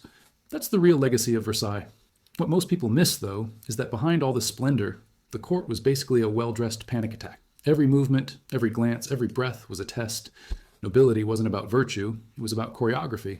There was a correct way to bow, to smile, to hand the king his gloves. One misplaced gesture and your life could collapse faster than a wig in the rain. It's astonishing how fragile status was in a world that looked so permanent. And somehow, that fragility made people behave like addicts. Addicted to appearances, addicted to approval, addicted to staying relevant. Sound familiar? It's easy to mock them now, but think about it. Are we really that different? The palace had its hierarchies of access and privilege. We have algorithms. The king's favor could vanish overnight. Our online favor evaporates with one bad post. The courtiers competed for visibility in candlelit halls. We compete for attention in digital ones. Versailles wasn't destroyed. It evolved into the internet. And like the courtiers, we call our servitude connection. The genius of Louis XIV was that he understood people better than they understood themselves. He knew that the surest way to control someone wasn't through fear, it was through vanity. Give them the illusion of proximity to greatness, and they'll police themselves. They'll gossip, betray, and exhaust themselves for the faintest glimmer of recognition. The king didn't need an army to keep order. He had human insecurity doing the work for him. If you think about it, that's the same formula used by every major institution today. Corporations, governments, even social networks. People will endure anything if they believe they're part of something golden. But even gold tarnishes. The longer the game went on, the more absurd it became. By the mid-18th century, the courtiers were drowning in their own performance. They spent fortunes they didn't have to maintain appearances that no one believed in anymore. The dinners grew colder, the smiles tighter, the perfumes stronger. A desperate attempt to cover the stench of decay. Versailles had become what all perfect systems eventually become. Parody. And the funniest part? No one noticed until the guillotines showed up. Still, for all its decadence, the palace remains strangely seductive. It's impossible not to be awed by it, even as you see the madness beneath the beauty. There's something profoundly human about that contradiction. We are creatures who build cathedrals of illusion to distract ourselves from the truth that everything, beauty, power, life itself, is temporary. Versailles wasn't an escape from mortality. It was a negotiation with it. Every gilded panel, every mirror, every manicured hedge was a prayer disguised as architecture. The courtiers didn't want to live forever. They just wanted to die impressively. And yet, amid all that theatrical suffering, there were moments of real tenderness. Hidden in the rituals and the gossip were friendships, secret kindnesses, quiet acts of rebellion. A servant slipping an extra piece of bread to another. A noblewoman risking her reputation to protect a friend. Humanity has a way of leaking through even the most artificial surfaces. Perhaps that's why Versailles still feels alive, because behind all its calculated beauty, there's a pulse. The palace may have been built for control, but it accidentally became a museum of human contradiction. What's most fascinating is how Versailles teaches us that excess and emptiness are often twins. The more they decorated, the less they felt. The more they controlled, the less they understood. It's a reminder that abundance, unchecked, doesn't satisfy. It anesthetizes. And maybe that's why modern people still find it haunting. We recognize ourselves in its tragedy. We, too, keep adding layers. More noise, more luxury, more distraction, hoping to fill a silence that can't be filled. Versailles is a mirror, and when we stare long enough, we see our reflection blinking back in powdered disguise. You start to notice this most in the smaller rooms, the ones that feel almost human in scale. The king's private library, for instance, where the sunlight sneaks through the windows like an uninvited guest. It's quiet there, and you can almost imagine Louis XIV sitting alone, surrounded by books he never had time to read, wondering if anyone would still remember him after the candles burned out. There's something tragic about a man who could command armies but not intimacy. Power, it turns out, doesn't keep you warm. Even kings need to be loved for reasons that have nothing to do with crowns. It's that same quiet melancholy that lingers in the gardens. From a distance, they look perfect, vast, symmetrical, divine, but walk through them slowly and you'll see what time does to perfection. The statues are cracked, the fountains are tired, and the flowers bloom unevenly now. The illusion still works if you don't look too closely. But once you do, you realize something profound. Decay can be beautiful too. In fact, it might be the only beauty that tells the truth. That's the unspoken lesson of Versailles. The beauty wasn't the gold or the symmetry, it was the audacity to build something that dared to defy entropy, even knowing it would fail. Every empire, every dynasty, every human being eventually faces the same fate. But Versailles reminds us that trying to outshine time is, in its own way, an act of grace. Maybe the point was never to win against decay. Maybe it was to make the losing look magnificent. When night falls, the palace changes again, the gold dims, the mirrors soften, and for a fleeting moment the place feels almost humble. You can hear the echoes of laughter that's long gone. See the ghost of a candle flicker in the corner of your eye, and you realize that Versailles doesn't really belong to history. It belongs to the part of the human spirit that refuses to give up on beauty, even when it knows better. And that's why it endures. Not because it was perfect, but because it wasn't. It's proof that even the most artificial dreams can hold real emotion, that illusion can carry truth if we're brave enough to look for it. The courtiers are gone. The king is dust. But the performance continues in every generation that still believes that beauty, however fleeting, is worth the price. And, as you walk away, the palace glows one last time behind you. Not as a symbol of power, but as a reminder that, in the end, all we ever wanted was to be seen shining, even as the light fades. If you stand still long enough inside the hall of mirrors, you begin to hear something that isn't there, the echo of footsteps from a world that refused to end quietly. The air itself seems rehearsed, as though it still remembers when every breath inside this place was strategy, and every smile could be fatal. Versailles doesn't whisper history, it hums with it, like a harp that forgot it was supposed to stop playing. The walls know too much. They've seen kings turn into myths, lovers turn into cautionary tales, and beauty decay with perfect grace. And somehow, that's exactly why we keep returning. Because Versailles was never just a palace. It was an equation written in gold. Power plus beauty equals illusion. The Sun King understood that better than anyone. He knew that human beings will accept almost any form of control, as long as it sparkles. That's why he didn't just build a kingdom, he built a theater where obedience looked divine. The real miracle of Versailles wasn't architecture. It was psychology. The king turned vanity into a political system, and it worked beautifully, right up until it didn't. You have to admire the audacity. Every morning, Louis XIV would perform his awakening, the Lever du Roi, in front of a curated audience. The first thing he did each day was open his eyes to applause. Imagine starting your morning routine with 50 people watching you brush your teeth. It sounds ridiculous, but that's how power maintained itself, through ritualized absurdity. The courtiers believed proximity meant significance, and Louis was more than happy to let them orbit. It was like watching moths fight to be closest to the candle that's burning them. What's strange, though, is how the absurd slowly became sacred. People didn't laugh at the rituals. They revered them. The king's boredom was interpreted as wisdom, his vanity as majesty, his whims as fate. It's a trick that has survived centuries. The powerful still rely on spectacle to disguise emptiness. Politicians, celebrities, even influencers, all descendants of Versailles. The stage has simply expanded, and the curtains are now made of pixels instead of velvet. And yet, there's something almost endearing about the courtiers' desperation to please. They weren't monsters. They were terrified performers in an endless audition. Their lives depended on applause, and applause depended on perfection. Every gesture, every accessory, every whisper was rehearsed. They spent hours deciding how to bow properly, and when gossip became the only real form of currency, words turned into weapons sharper than swords. Versailles was social media before electricity. Carefully curated, chronically anxious, and addicted to validation. It's almost funny how predictable human vanity is. One noblewoman fainted at a ball because someone else's dress had more embroidery. Another was exiled for wearing the same perfume as the queen. The stakes were ridiculous, but the emotions were real. That's what makes history so fascinating. It's always tragic and absurd in equal measure. People would rather die dramatically than live unnoticed. And in Versailles, unnoticed meant erased. But beneath the glittering performances, the cracks were already forming. The palace that symbolized control was built on chaos, financial, emotional, moral. France was bankrupt, the peasants were starving, and yet inside those gilded walls, people debated which gemstone matched better with despair. You can almost hear the irony echoing through the centuries. The more fragile the world became, the more extravagant the parties grew. Humans have a strange instinct. When the ground begins to crumble, we reach for champagne. There's a story about a dinner held in the final years before the revolution. The guests dined on swan stuffed with truffles, while outside a mob gathered in the distance. Someone asked if the noise was thunder. No, a servant replied quietly. It's hunger. The guests laughed, toasted to the weather, and continued eating. It wasn't cruelty, not really. It was disbelief. The courtiers had lived so long in illusion that reality had become folklore. The revolution, when it came, must have felt less like an uprising and more like a bad dress rehearsal. And yet, the fall of Versailles didn't end its influence. The people who stormed the palace didn't destroy the dream. They inherited it. They replaced crowns with slogans, gold with ideology, but the structure remained the same. Adoration, performance, power. That's the cruel joke of history. Every revolution becomes what it hates.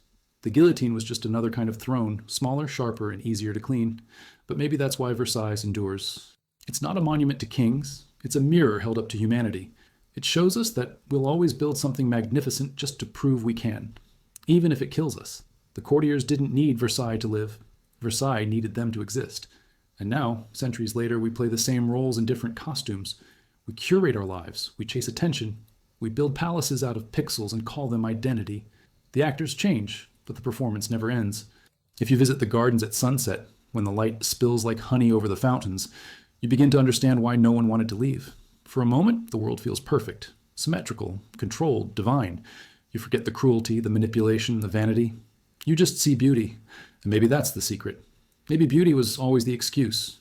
We justify the worst parts of ourselves as long as they're draped in elegance. Versailles was the ultimate lie told in perfect lighting. And what a gorgeous lie it was. Still, there's something oddly hopeful about the ruins of grandeur, the chipped marble, the peeling paint, the faded mirrors. They tell a truth that no amount of polish could hide. Time always wins, but it's a merciful victor. It erases arrogance but leaves behind art. It softens power into poetry. And that's what Versailles has become. A poem about the limits of perfection. It's not mocking us, it's inviting us to laugh along. Because in the end, the palace and the people who built it were chasing the same impossible dream we all chase, to make beauty last longer than life. As night falls, the halls grow quiet again. The chandeliers dim, the echoes fade, and for a brief moment, the palace seems to breathe. You can almost hear the faint rustle of silk, the ghost of laughter, the whisper of someone telling a secret they shouldn't. And in that silence, you realize something profound. Versailles didn't die. It simply transformed. It lives in every ambition too grand for its own good, in every person who mistakes admiration for love, in every dream built to hide fear. The lights outside shimmer against the glass, and for a second, you catch your reflection in the mirror, small, modern, alive, and you can't help but smile. Because whether you're a king, a servant, or just another visitor trying to capture beauty before it slips away, Versailles reminds you of the same truth. Every empire, every illusion, every glittering lie ends the same way. Not with a fall, but with a sigh that sounds suspiciously like applause. If you listen closely, Versailles still has a pulse. Not the steady, noble rhythm of a living kingdom, but something softer, like the afterglow of a heartbeat that refuses to fade. The marble breathes in the evening air. The mirrors swallow the last light of the sun, and the gardens, oh, those endless gardens, still look as though they were designed to seduce heaven itself. It's beautiful, yes, but not in a comforting way. More like the beauty of a ghost that smiles just before disappearing, because Versailles, for all its grandeur, was built on something that never truly existed: control. That illusion of order was everything. The palace wasn't designed to keep people comfortable. It was designed to keep them obedient. Every hallway, every garden path, every mirror was a reminder that chaos could be tamed with symmetry. The Sun King's genius wasn't his love of art or architecture, it was his understanding of psychology. He realized that if people were mesmerized by beauty, they'd stop questioning power. It's the same trick advertising agencies use today, only with fewer chandeliers and more hashtags.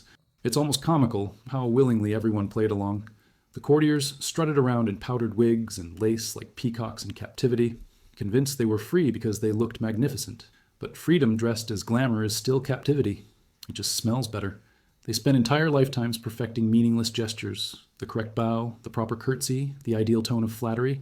The court was an orchestra of vanity conducted by fear. And the music? Exquisite, deafening, eternal. Sometimes I wonder if they ever realized how absurd it all was. Imagine spending years mastering the art of how to hand someone a handkerchief, and then dying of tuberculosis before you got promoted. The irony is practically cinematic, but that's the thing about power. It turns everyone into performers. No one wants to admit they're acting, so they start to believe their own script. Versailles wasn't just a palace. It was the longest-running play in European history, and every actor was terrified of forgetting their lines. But then, of course, the real world came knocking. While the nobles danced, the peasants starved. While fountains sprayed perfume into the air, France's treasury ran dry. It's always impressive how long humans can ignore reality when the lighting is good. The revolution didn't happen overnight. It was a slow, quiet revolt of logic against delusion. You can almost picture the scene. Somewhere in the countryside, a farmer watches news of the king's latest party and thinks, "I can't eat gold." That's when the illusion started to crack. Still, there's something strangely endearing about how hard they tried to keep it together. Even as rumors of revolt reached the palace, the court continued its rituals. Breakfasts were served, dances rehearsed, wigs powdered. The apocalypse was approaching, but heaven forbid anyone see the king without a cravat. There's a lesson there. When humans can't control the chaos outside, they double down on the illusion inside. We don't evolve, we accessorize our denial. And yet, for all its excess, Versailles was never purely cruel. It was human, heartbreakingly so. Behind every ridiculous ceremony was a craving for meaning. Behind every diamond necklace was a fear of being forgotten. The courtiers weren't just vain, they were terrified of irrelevance. They dressed like gods because they knew they weren't. And isn't that the same reason people still chase luxury, followers, fame? We want proof that our existence matters, even if it's just a reflection in a gilded mirror. What makes Versailles fascinating isn't its perfection, but its desperation. The palace wasn't built out of confidence, it was built out of insecurity. Louis XIII wasn't immortal. He just wanted the world to believe he was. The court didn't worship him because they thought he was divine. They worshipped him because they were afraid of what life would mean without someone to admire. The entire system was sustained not by faith, but by collective fear of emptiness. And that, more than anything, is why it collapsed. Illusions can survive envy, betrayal, even poverty, but they can't survive boredom. When people finally stopped believing in the performance, Versailles turned back into what it always was, a stage set too expensive to maintain. The chandeliers went dark, the fountain stopped singing, and suddenly everyone realized how small the rooms felt without music. Power, once unshakable, evaporated like perfume in the wind. That's the tragedy of every golden age. It never ends with a bang, just with someone finally turning off the lights. But the palace itself endured. Time has a sense of humor that way. It takes what was meant to intimidate and turns it into something fragile, almost tender. The same walls that once echoed with flattery now echo with footsteps of strangers holding cameras. The mirrors that once reflected kings now reflect tourists in sneakers. And yet, somehow, the magic remains. Maybe that's because Versailles was never really about the people who lived there. It was about the dream they chased. Standing in those halls, you start to realize that the dream wasn't foolish. It was the most human thing imaginable. To build something so extravagant that it could defy death, to pour fear into architecture and turn it into beauty, that's not madness, that's poetry. Sure, it cost a fortune and a few revolutions, but tell me honestly, what piece of art doesn't demand a little destruction? Versailles may have been born from vanity, but it became something greater, a masterpiece of longing. And maybe that's the real reason it still captivates us. Because when we look at it, we see ourselves, fragile creatures pretending to be eternal, clinging to the belief that beauty can outlast decay. Versailles isn't a warning, it's a confession. It admits, without shame, that illusion is part of what makes life bearable. The courtiers might have been trapped by appearances, but at least they made them breathtaking. As the evening settles and the last traces of sunlight melt into the mirrors, the palace feels alive again, not with ghosts, but with recognition. You can almost hear time applauding softly in the background, amused by our persistence, because centuries later we're still doing the same thing, polishing our fears until they look like art, calling our performance authenticity, pretending our reflections are real. The stage is bigger now, the costume's different, but the play hasn't changed. And maybe that's the quiet brilliance of Versailles. It reminds us that no matter how civilized we become, we'll always crave a little grandeur, a little illusion, a little applause, because the truth is too heavy to carry alone, and sometimes it's easier to face it under a chandelier. At night, Versailles feels like it's holding its breath. The tourists are gone, the fountains sleep, and the moon paints the marble in silver melancholy. That's when you realize this place was never meant to be seen in daylight. In the dark, stripped of its performance, it becomes honest. You can almost hear the creak of the old floors whispering secrets the historians never wrote down, because Versailles, beneath all its polished glory, isn't really about kings or queens. It's about the human obsession with pretending that beauty can save us from truth. The irony is that the more you look at Versailles, the less it feels like history and the more it feels like a mirror. Everything here, the symmetry, the perfection, the excess, is an echo of what we still do, only now we call it aesthetic. The courtiers didn't have Instagram, but they understood the algorithm of survival. Stay visible, stay relevant, stay adored. They dressed for approval the way we post for validation. Louis XIV didn't invent vanity, he just gave it better lighting. And what lighting it was. The Hall of Mirrors wasn't built for reflection. It was built for distortion. Those endless reflections weren't meant to show who you were. They were meant to multiply your importance. The king understood something profound. That illusion, when repeated often enough, becomes truth. The same trick drives modern life. A lie shared enough times gets its own spotlight, its own audience, its own applause. Versailles was the original viral phenomenon centuries before Wi-Fi. But illusions are expensive things to maintain. Every chandelier was a debt, every celebration a warning disguised as laughter. While the palace glowed, the country bled. France was starving, but the court drowned itself in music and perfume, convinced that misery couldn't cross gold-plated gates. It's a very human mistake to believe that elegance is protection. We still do it. We hide heartbreak under humor, fear under filters, despair under productivity. Versailles just did it louder with violins. There's a strange comfort in realizing that even the most powerful people were just improvising. Louis XIV wasn't a god. He was a man terrified of fading, trapped in the spotlight he built for himself. Every morning ceremony, every bow, every performance was a desperate prayer to remain relevant. The Sun King was haunted by the same fear that drives every influencer today, the fear of becoming invisible. The difference is, when his audience got bored, they brought guillotines. And yet, even after all the blood, the palace didn't vanish. That's the absurd, beautiful paradox of Versailles.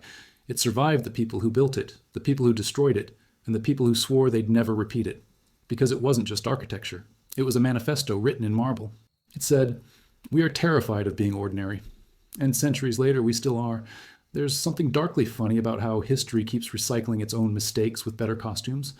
The revolutionaries who condemned Versailles for its excess soon built their own versions of it. Palaces of ideology instead of marble. The emperors, the politicians, the CEOs, they all follow the same pattern. They replace crowns with titles, thrones with offices, and still surround themselves with mirrors, both literal and human. Because no matter the century, flattery remains cheaper than truth. Versailles was more than a stage. It was a test of endurance. Imagine living every day under the weight of your own reflection. The courtiers woke up performing, spent their days performing, and went to sleep rehearsing tomorrow's performance. There was no self, only the version others applauded. It sounds absurd, but step into modern life and you'll see the same thing. Everyone plays a role: the perfect parent, the tireless worker, the enlightened thinker. And just like the courtiers, we mistake the applause for affection. But what happens when the performance ends? When the lights dim and there's no one left to admire the costume? That's when Versailles becomes tragic, because it shows us what happens when a civilization forgets how to exist without spectacle. The courtiers didn't know who they were without an audience. When the revolution came, it wasn't just the monarchy that collapsed. It was an entire identity built on pretending. And in a way, isn't that the same crisis we face now? The quiet panic of not knowing who we are without attention? Still, there's a part of me that admires their absurdity. To spend your life choreographing meaning into existence, even when you know it's fleeting, that's art. They turned survival into theater, fear into elegance. Yes, it was madness, but it was magnificent madness. And maybe that's the secret ingredient of every great civilization. The refusal to go quietly. The Romans built temples. The French built chandeliers. We build digital empires that glow from screens instead of candles. But the impulse is the same: to outshine mortality with one last performance. What makes Versailles timeless isn't the gold or the grandeur, but the vulnerability hidden beneath it. Every wall, every statue, every mirror whispers the same confession: we were afraid. And there's something deeply moving about that honesty disguised as excess. The courtiers weren't monsters. They were dreamers with bad timing. They believed that beauty could rewrite destiny. And for a while, it almost did. Even now, as you walk through the corridors, you feel it, that strange pull between awe and pity. You admire their craftsmanship while sensing their despair. You laugh at their vanity, but recognize your own reflection staring back. That's the genius of Versailles. It traps you in the same spell it once cast on its prisoners. You think you're observing history, but really, history is observing you. By the time you step outside, the night is deepened and the palace glows softly under the stars. The fountains whisper, the statues seem to listen, and for a brief, impossible moment you understand why they built it. It wasn't about power. It was about fear. The fear of disappearing without leaving something dazzling behind. And isn't that what drives all of us, in our own quiet ways? To leave a trace, a story, a shimmer, something that says, "I was here." Oh, as you turn to leave, you catch your reflection one last time in the dark glass of a window. The palace stretches behind you, endless, immortal, and impossibly fragile. You smile because now you see the joke. Versailles wasn't just France's dream.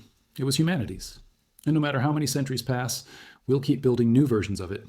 Gilded, glowing, doomed. Because deep down, we'd rather burn in beauty than fade in silence. There's something almost hypnotic about the idea of Versailles at dawn. The palace doesn't wake, it stretches. The sun crawls over its gilded edges like it's afraid to touch it too quickly, as if even daylight has learned to approach this place with caution. And when the light hits the mirrors, the reflections multiply infinitely, turning emptiness into illusion once again. That's when you understand that Versailles isn't just architecture, it's psychology, frozen in marble. It's a dream built by people terrified of waking up. The genius and the madness of the court was that it turned life into choreography. Every gesture meant something, every silence was strategy. A misplaced glance could ruin a lifetime of reputation. Imagine living in a world where blinking too slowly could be interpreted as disloyalty. It sounds exhausting, and it was, but there's a dark kind of beauty in it too. The way survival became an art form. The courtiers didn't live, they performed existence. And maybe that's what makes Versailles feel eerily modern. We might not wear powdered wigs anymore, but we've mastered the same game. We just call it networking. It's funny how little things change. We like to think of ourselves as more evolved, more authentic, more free, but scroll through any social feed and tell me that's true. We still measure worth by attention. We still confuse applause for love. We still live in mirrors, chasing our own reflections until we mistake them for reality. Versailles wasn't a palace. It was humanity rehearsing for the digital age. The courtiers bowed before a king. We bow before algorithms. The gods are different, but the devotion looks identical. That's what makes the story of Versailles so unsettling.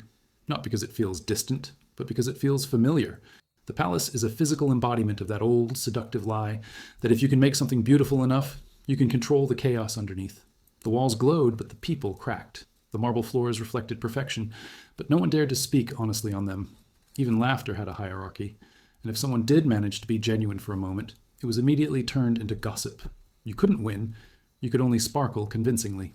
The irony, of course, is that all this perfection was falling apart faster than anyone dared to admit. The king's coffers were empty, the people were restless, and the scent of rebellion was beginning to mix with the perfume. Yet the parties continued. The orchestra played while the walls trembled. There's something hilariously human about that, our ability to keep pretending the show must go on, even as the stage catches fire. It's comforting, in a tragic sort of way, how denial can be so elegant. But maybe that's what makes Versailles timeless. It's not a story of arrogance, it's a story of longing. Everyone there was desperate for something: power, approval, immortality, love, and all of them mistook performance for fulfillment. You can almost sympathize with them. The courtiers weren't villains, they were just terrified of vanishing. They believed that if they sparkled brightly enough, time would pause. And who hasn't thought that, in some quiet, insecure corner of their mind? Take the Queen, for instance. Marie Antoinette is often remembered as the symbol of excess. The hair, the cakes, the diamonds. But behind the icon was a woman trapped in a costume she didn't choose. She was adored and despised for the same reasons, because she embodied fantasy. Every smile was dissected, every rumor amplified. She lived under a microscope centuries before paparazzi existed. And the cruelest part? She knew it. She once wrote in a letter, "Nothing is new except what has been forgotten." It's a line that feels almost prophetic, as if she already knew her story would repeat forever, just in new disguises. There's a certain dark humor in how history repeats itself with such flair. The revolutionaries who tore down Versailles believed they were ending an era, but they only changed the costumes. The obsession with image, the hunger for belonging, the theater of status, it all survived. It just learned to hide behind new words: democracy, progress, modernity. Humanity doesn't evolve linearly, it pirouettes in circles, always landing back on the same stage with better lighting. And if you think about it, maybe that's not entirely tragic. Maybe that's what keeps us interesting. The courtiers, for all their flaws, understood something that modern life often forgets. If you're going to live in an illusion, you might as well make it magnificent. They knew life was fleeting, so they gilded every second. They built fountains that defied gravity, gardens that bullied nature into submission, and chandeliers that dripped like captured constellations. It was madness, yes, but it was also poetry. You have to admire the audacity, to fight mortality not with armies, but with elegance. When you walk through the gardens now, you can feel that contradiction in every step. The symmetry is almost unnerving, like nature was forced into a corset. Yet somehow it's breathtaking. The fountains murmur softly, the statues watch silently, and the wind moves through the trees as if rehearsing lines from an old play. You can't help but think that the people who built this place weren't trying to escape reality, they were trying to rewrite it. That's the difference between vanity and vision. One wants to be admired, the other wants to be remembered. Versailles, in all its absurdity, managed to be both. It's hard not to laugh at the thought that the same species capable of inventing this kind of beauty also invented debt, guillotines, and existential dread. Maybe that's the joke history keeps telling, that brilliance and self-destruction are always a package deal. We can't resist building palaces out of fear, painting over despair with gold leaf, or dressing up our anxieties until they look like art. And maybe that's not something to fix. Maybe that's just the way we cope with being temporary creatures who know it. As the sun finally rises above the palace, the mirrors flood with light, and for a moment everything feels suspended, like time itself is applauding. The illusion still works. It shouldn't, but it does. Centuries later, Versailles is still dazzling, still dishonest, still human. And standing there, watching the reflection of the sun bounce endlessly between the mirrors, you can't help but smile at the absurdity of it all. Because maybe that's the secret. Life has always been a little ridiculous. The trick is learning to find beauty in the performance, even when you know the curtain will eventually fall. The first time you see Versailles, in the early morning, it doesn't look real. The mist hovers over the gardens like the breath of the past refusing to leave, and the marble statues, frozen in perfect arrogant poses, seem to watch you as if you're the intruder. The palace doesn't welcome you, it studies you. It has seen too much to be impressed anymore, and yet something about it pulls you in. Because Versailles isn't just a monument, it's a confession, carved in stone of humanity's oldest obsession, the desperate need to turn insecurity into immortality.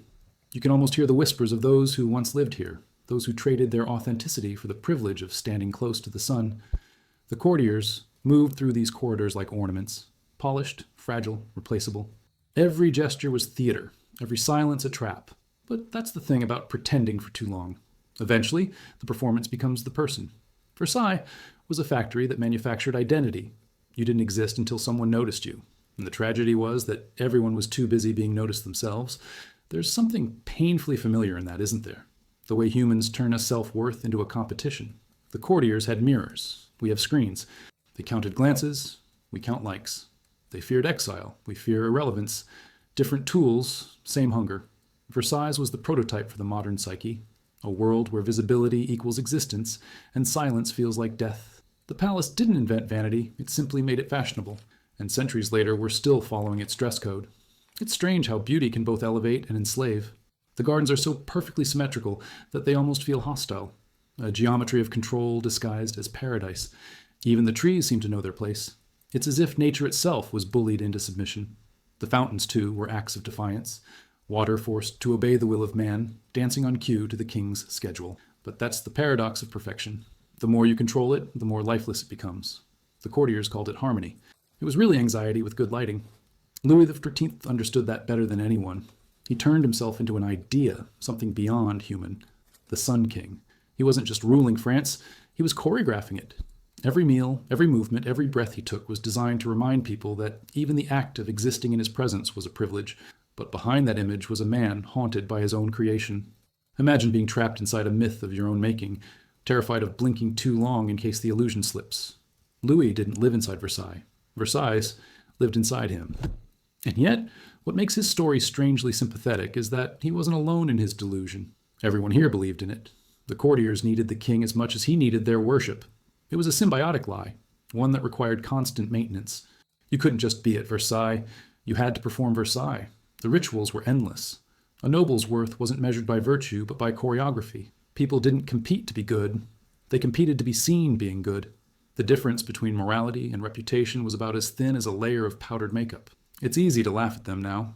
The wigs, the perfumes, the absurd etiquette. But that laughter catches in your throat when you realize how similar we are. We've replaced etiquette with algorithms, flattery with branding, and mirrors with cameras. Our palaces are digital, our thrones portable, and yet the rules haven't changed. We still curate our lives for invisible audiences, still fear being forgotten more than being false. The technology has evolved, but the insecurity remains timeless.